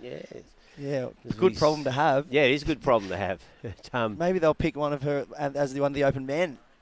Wouldn't hurt. They could definitely fill in a spot there. Like, very solid competitors, those two, and congrats to both Macy and Molly on the finals appearance. And now with down on 11 minutes 45 on the clock, Jacob Wilcox, the powerhouse WA man, West Australian, in the lead, 7.33.45. Matty Banting a 6.17, 3.77, looking for a 5.67 and holding priority. So in a good position to strike back and flip this heat on its head. Yeah, we saw him take that 3.77. It was a short wave, one manoeuvre. Jacob had the first wave of that set where he got sort of swatted at the end. And Matt getting back in the lineup to re-establish priority. And looking at that shot, you can see this set start to come through. Both surfers looking to get in a position for this. Matt on the inside. Looks like it might be a little bit too wide.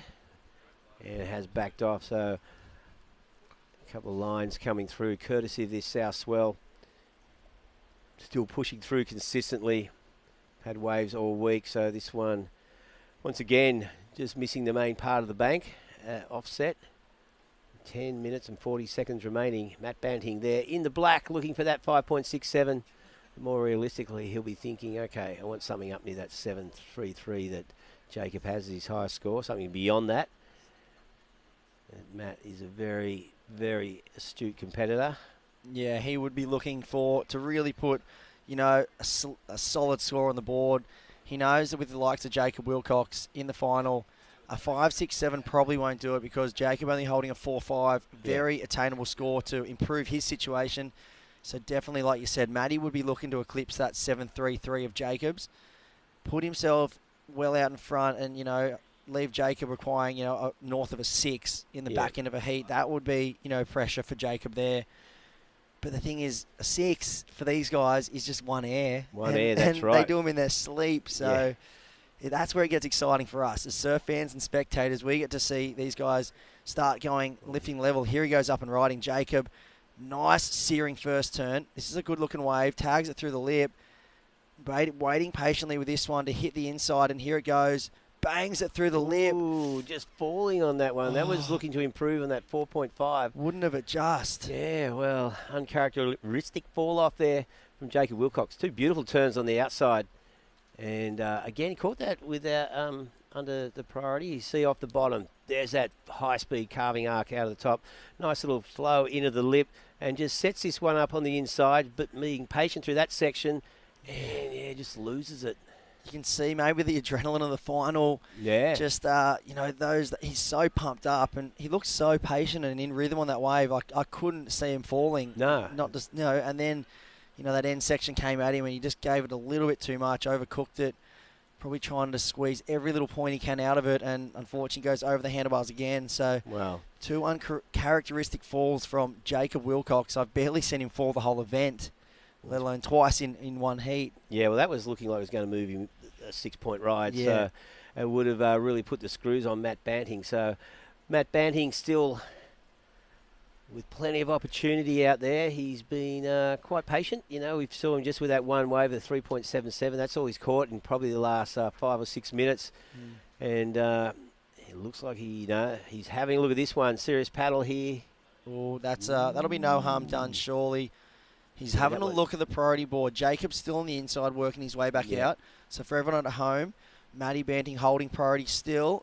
And looks like he's retained it still because without Jacob Wilcox being in the lineup, Matty Banting can paddle for a wave and not lose priority until Jacob is in the takeoff zone.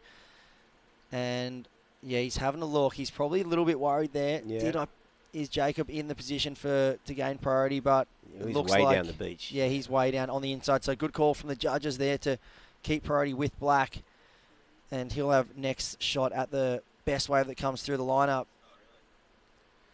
You see Jacob just heading back out. He a bit of a missed opportunity on that last wave. If he finished it cleanly, he would have extended his lead. But another set just rearing across the bank. And boys have been doing a lot of duck diving out there today. Yeah, yesterday I got one on the head. I actually had to bail.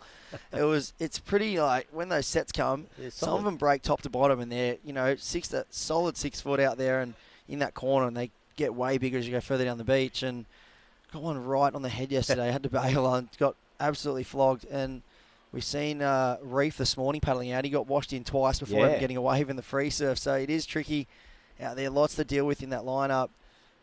And, like you said, a bit of a missed opportunity from Jacob on those last 2 rides, because if there's anyone you don't want to give a little sniff is Matt Banting. He takes every opportunity and grasps it. And I'm sure he would be going, nodding his head going, thank you. Yeah. And here goes Jacob. So can he improve his situation? Well, this one's just going to shut down. Nice hit there, and only one manoeuvre, so probably not going to make any difference on that 4.5. He thought he'd have a look at it. And you can see that it's getting a little bit messier out there as this wind swings further around to the east-southeast. Looks like it's still around about 10 to 15 knots. He's forecast to strengthen, almost double that strength later on this afternoon, probably around about midday actually.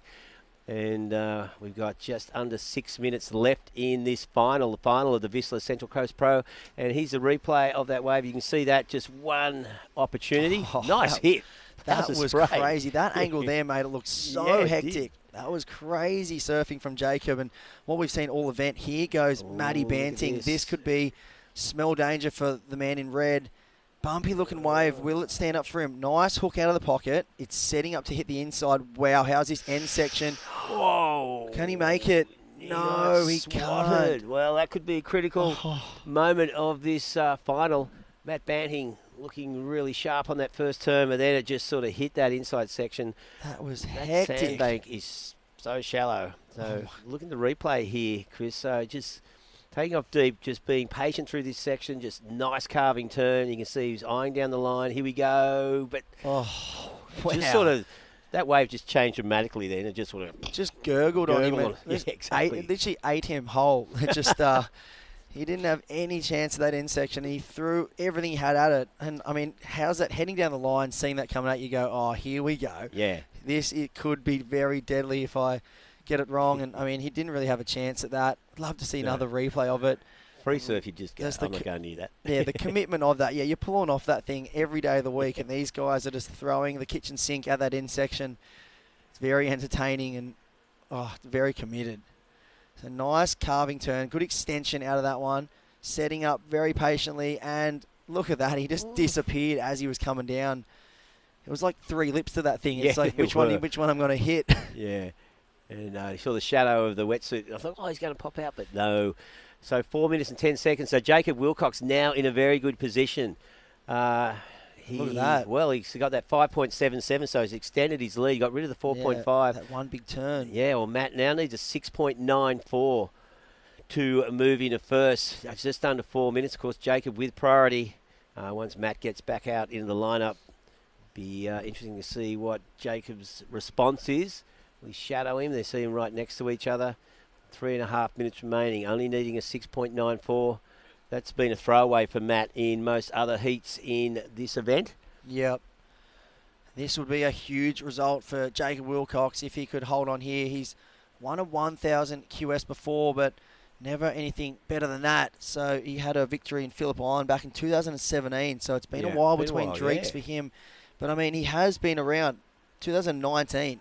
3 CT events he got the call up for. Yeah, that's right. Quarterfinals at Bells, lost to Philippe. Yeah. He was in Margs. He got not a good result there, but still mixing with the world's best, up and riding now. Tags it through the lip, good release, check bottom turn over the foam.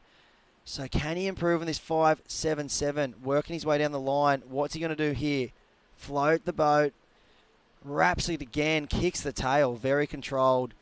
So that's an interesting wave there. I feel like it's different to what we've seen. Lots of manoeuvres, but smaller, and it kept kind of getting smaller and smaller as it went on. Yeah, gave him a few opportunities, though. Looking to improve on a 5.77.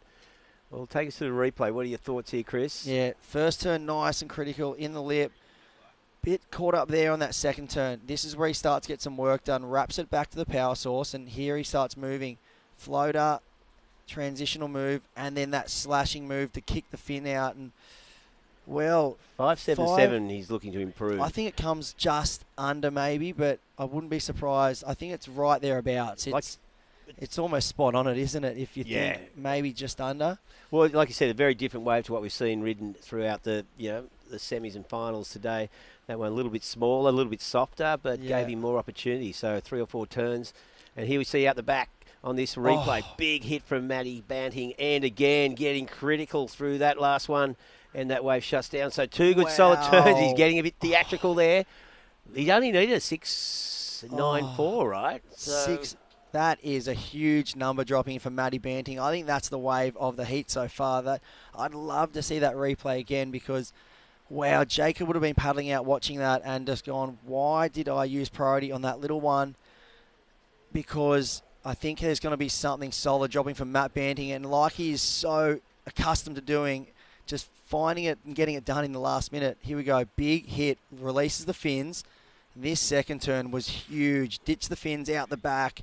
2 critical moves. Just saw the elation and he was so pumped up with that one. Wow, I dare say we're going to see the number of the heat drop in. 7.93. It puts him in the lead. Jacob Wilcox now needing a 6.78. What a turnaround, because all the momentum was Jacob. He's catching a lot of waves. He fell in those 2 end sections, but it's still like, he was just busy out there, and he was the one in front of everyone's attention. And then that, bang, bang. I got goosebumps after that. That was just sick to watch. And 14.10 now in the Mad Max minute. Vissla Pro, Central Coast Pro on the line here. Jacob Wilcox looking for a 6.78. 25 seconds to go. And now Matt's going for a priority change, I reckon. He's calling it. See what the judges think, but at this stage things have backed off. So Jacob Wilcox leading the whole heat up until 20 seconds ago, and he can't believe it. So the shutdown has happened. Matty Banting pulling a rabbit out of the hat with just a couple of minutes to go. A 7.93 took the lead. He was chasing. That's a 6.94 at the time. But there you go. Matt Banting steals that one from Jacob Wilcox. Wow, he can't believe it. Jacob Wilcox, I reckon he'll be going kicking himself. He would, mate. Matt Banting, the heartbreaker. He's done it so many times. He just finds a way to get it done. Wow. And he would be so pumped. And back in the winner's circle, Matty Banting. This will be a huge confidence boost leading into the Challenger Series at the end of the year and his hopes of a CT berth once again. Jacob Wilcox, great result, second place. That'll be a huge confidence booster for him also. Yeah, it'd be frustrating loss for him though. And it must mean so much to Matty. You can see the passion he had, and he's put in so much hard work to get back to where he is, and he's in career best form again. And he is in career best form hands down. And I feel like so stoked for the kid, for sure.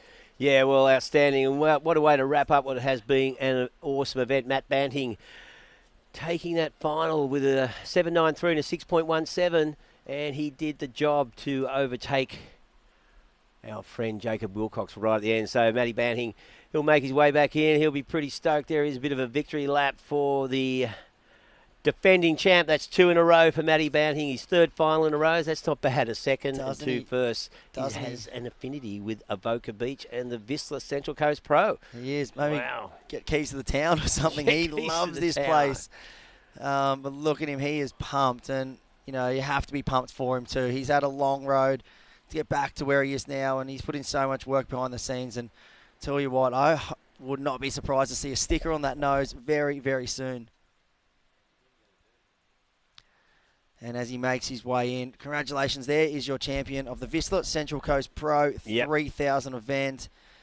Very elated. Matt Banting taking out Jacob Wilcox in the final, and he's been the standout competitor of the event, locking in the highest numbers, the highest heat scores, and left it till the last minute. Yeah, last minute, last wave of the event. Held his nerve and 2 big backside turns to get it done. Would love to see that again, because it was just such a great wave to finish off what has been a great event for the man. Yeah, it was an awesome day here. Of course, we'll be doing the presentations pretty soon. We're just going to cut to an ad break, but come back. Come back because you don't want to miss our awards. It's going to be to our justified winners, Matty Banting and Molly Picclum. Do not go away.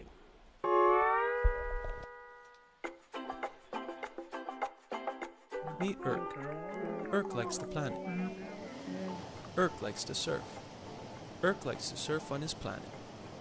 Irk is impressed with Vissla's movement towards a more sustainable future.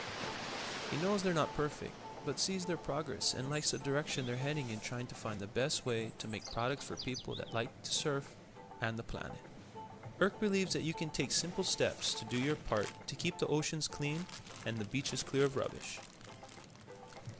To learn more about Vissla's sustainability efforts and join them in their pursuit for a better future, head to vissla.com/to protect and surf. And don't drop in on Irk. He doesn't like that.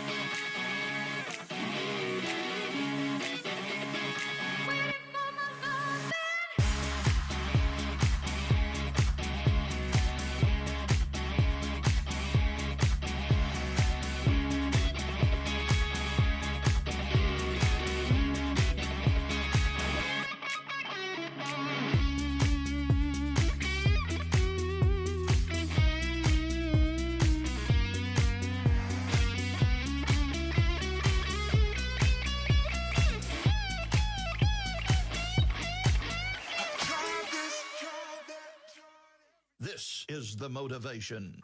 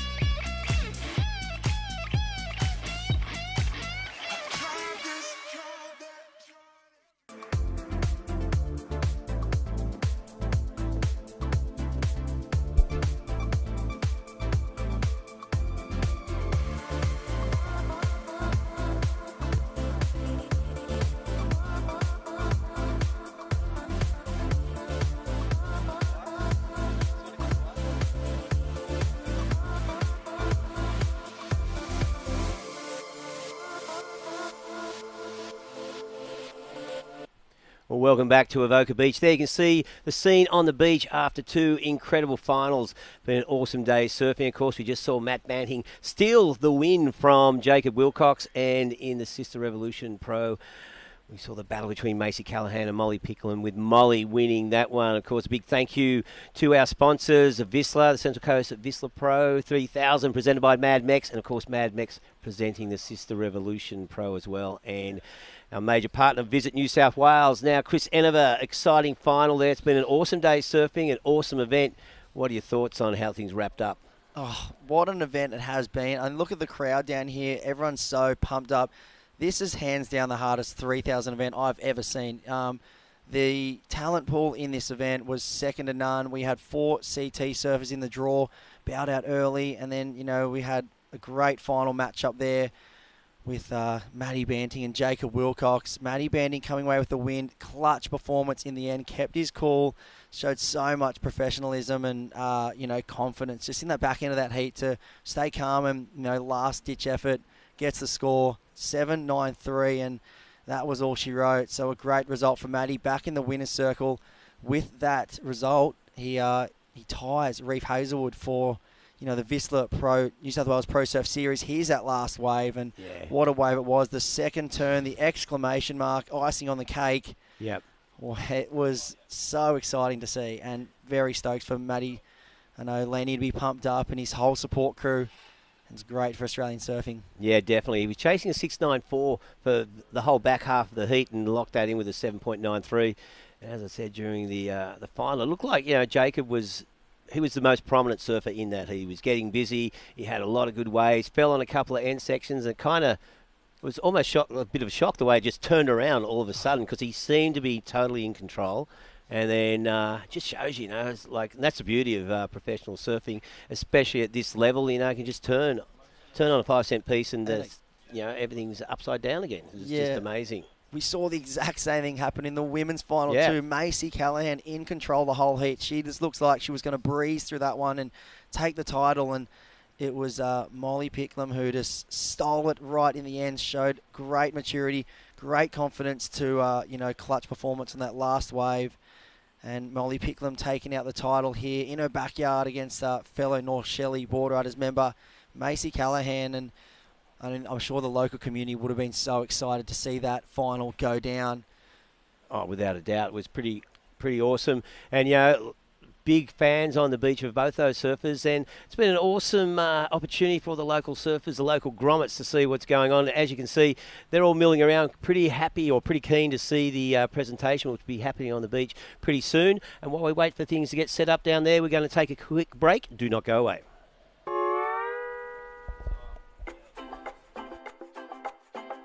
Meet Irk. Irk likes the planet. Irk likes to surf. Irk likes to surf on his planet. Irk is impressed with Vissla's movement towards a more sustainable future. He knows they're not perfect, but sees their progress and likes the direction they're heading in, trying to find the best way to make products for people that like to surf and the planet. Irk believes that you can take simple steps to do your part to keep the oceans clean and the beaches clear of rubbish. To learn more about Vissla's sustainability efforts and join them in their pursuit for a better future, head to vissla.com/to protect and surf. And don't drop in on Irk. He doesn't like that.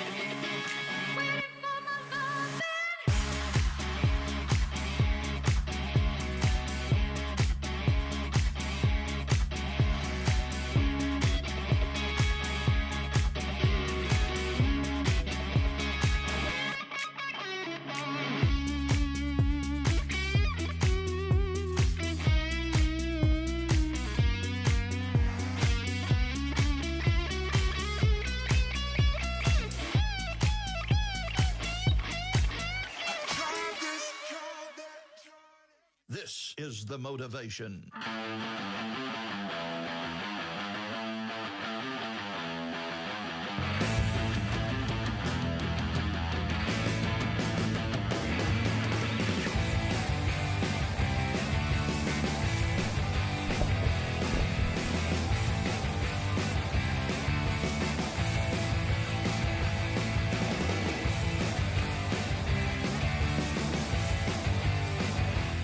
Welcome back to Avoca Beach. We've just wrapped up the Vissla Central Coast Pro, and that is the final event of the Vissla Surf Series. A big thank you to all our partners, of course, presented by Mad Mex, Vissla, Sisstrevolution, and of course the New South Wales Government through Visit New South Wales. This has been an awesome month there. It has been such a good month of competing. 4 events. We've went up and down the New South Wales coast. The talent's been through the roof. Crazy surfing, and what a great finish it was to round out the series here at Avoca. Exciting times, and exciting times for Australian and professional surfing around the world. I hope everyone out there enjoyed the action, because we certainly did. Definitely. Yeah, and it's great to see professional surfing back live on the screen, and the competitors and athletes getting to do what they love most. Yeah, it was a pretty awesome event all the way through, and we're going to wrap things up pretty quickly because we've got Michael Crisp down there who is going to take over the presentation. Crispy, over to you. Welcome all those online, joining us live around the world, around Australia, and all those here at the beach here at the beautiful Avoca. Well, congratulations to all competitors who competed here in the 6-day event, the Vissla Central Coast Pro. Presented by Mad Mex and Sisstrevolution, the Central Coast Pro. Also presented by our great partners, Mad Mex. I'd like to say a few thank yous to Vissla. Thank you, Sisstrevolution, Mad Mex, Avoca Beach Hotel, our great accommodation. Thank you, Destination New South Wales, Gildan Brands, and Nomad Brewery. Again, Northern Beaches Health Space for looking after our athletes at the entirety here at the Central Coast Pro. Thank you to the World Surf League, all those watching and listening and in the background doing a great job. And thank you to all our Surfing New South Wales staff and work crew over the entire event series, the Vissla Pro Surf Series. This is the 4th event.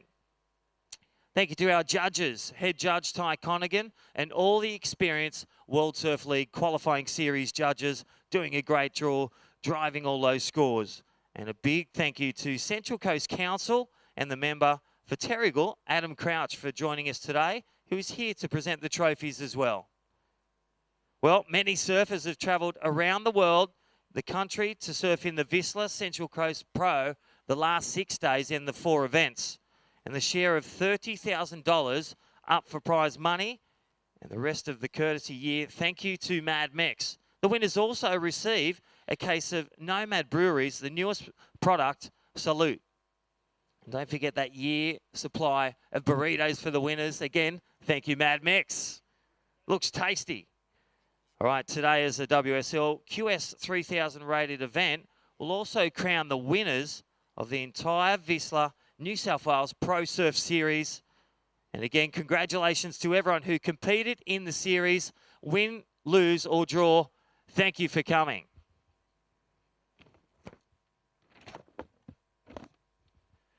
Well, first we would like to crown the Vissla New South Wales Pro Surf male and female winners. So I'd like to call up the member for Terrigal, Adam Crouch, to join me and present the trophies. Thank you, Adam.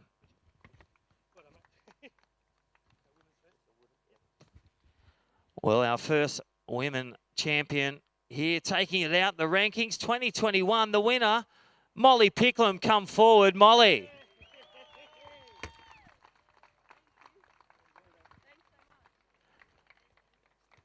Well, congratulations, Molly, and stand with us. Well, let's look at the men's rankings. And, well, the 2021 series winner, ladies and gentlemen, I call forward Matt Banting, ladies and gentlemen.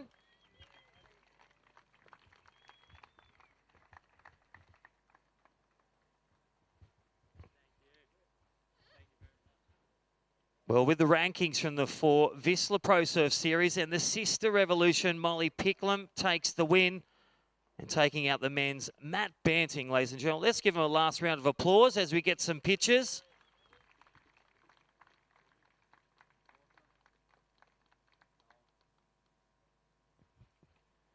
Well, thank you to the champions. They'll be back up shortly. All right, I'd like to call up the founder of Mad Mex. We've been fueling the Mad Minute and the athletes and also our officials every day. So welcome forward, Clovis Young from Mad Mex. 60 stores in Australia, 20 in New Zealand. And we are going to crown the year's worth of free burritos. Thank you, Clovis Young.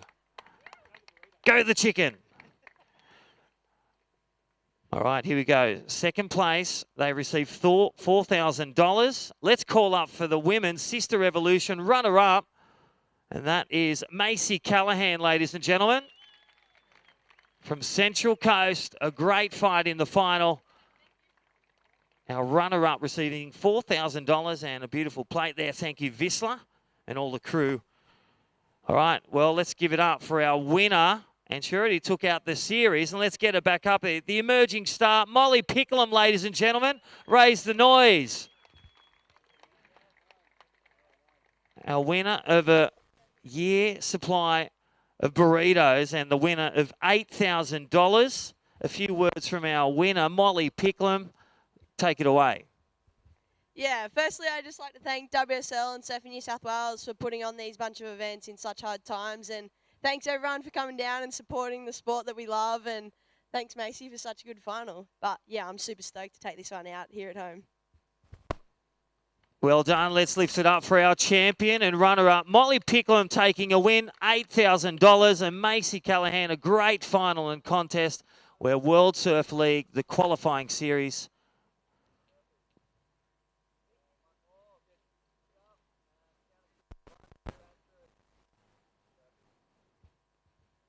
All right, let's clap them off. So congratulations to our winner and finalist, Macy Callahan, taking a runner-up. Molly Picclem taking 2 titles. The Vissla New South Wales Pro Surf Series final for the female. Now let's get up the men. The runner-up from West Australia. He's been up Gold Coast for the past few months. Jacob Wilcox, the goofy foot attack. Great fight in the final. Congratulations on runner-up. Come forward there, Jacob Wilcox. All right, well, he was patient. He was strong in many of the events. Let's congratulate the winner again, Matt Banting, ladies and gentlemen, from Port Macquarie. He takes a win here at the Vissla Pro Surf Series in the men's division, $8,000. Thank you, World Surf League. Thank you, Surfing New South Wales. Thank you, Vissla. And a year's supply of burritos for him and his family. Lenny's going to love it. A few words from you, Matty. Yeah, I'd just like to say thanks for everyone coming down and Surfing New South Wales and the government for getting the events on for us. It was a big 12 months off last year with COVID and everything, so just good to be back competing.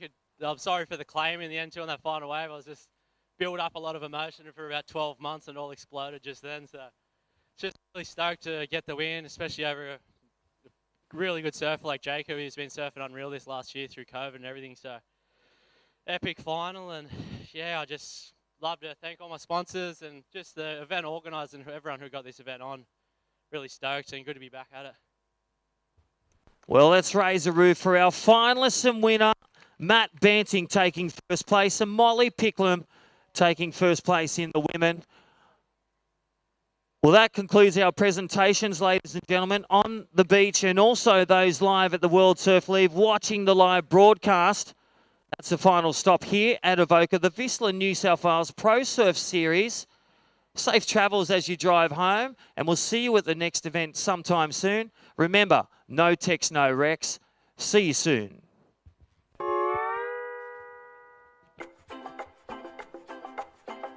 Meet Irk.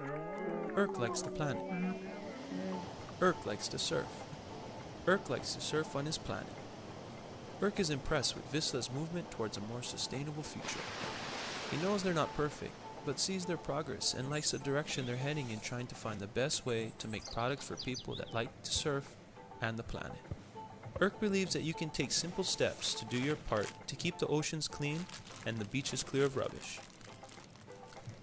To learn more about Vissla's sustainability efforts and join them in their pursuit for a better future, head to vissla.com/to protect and surf.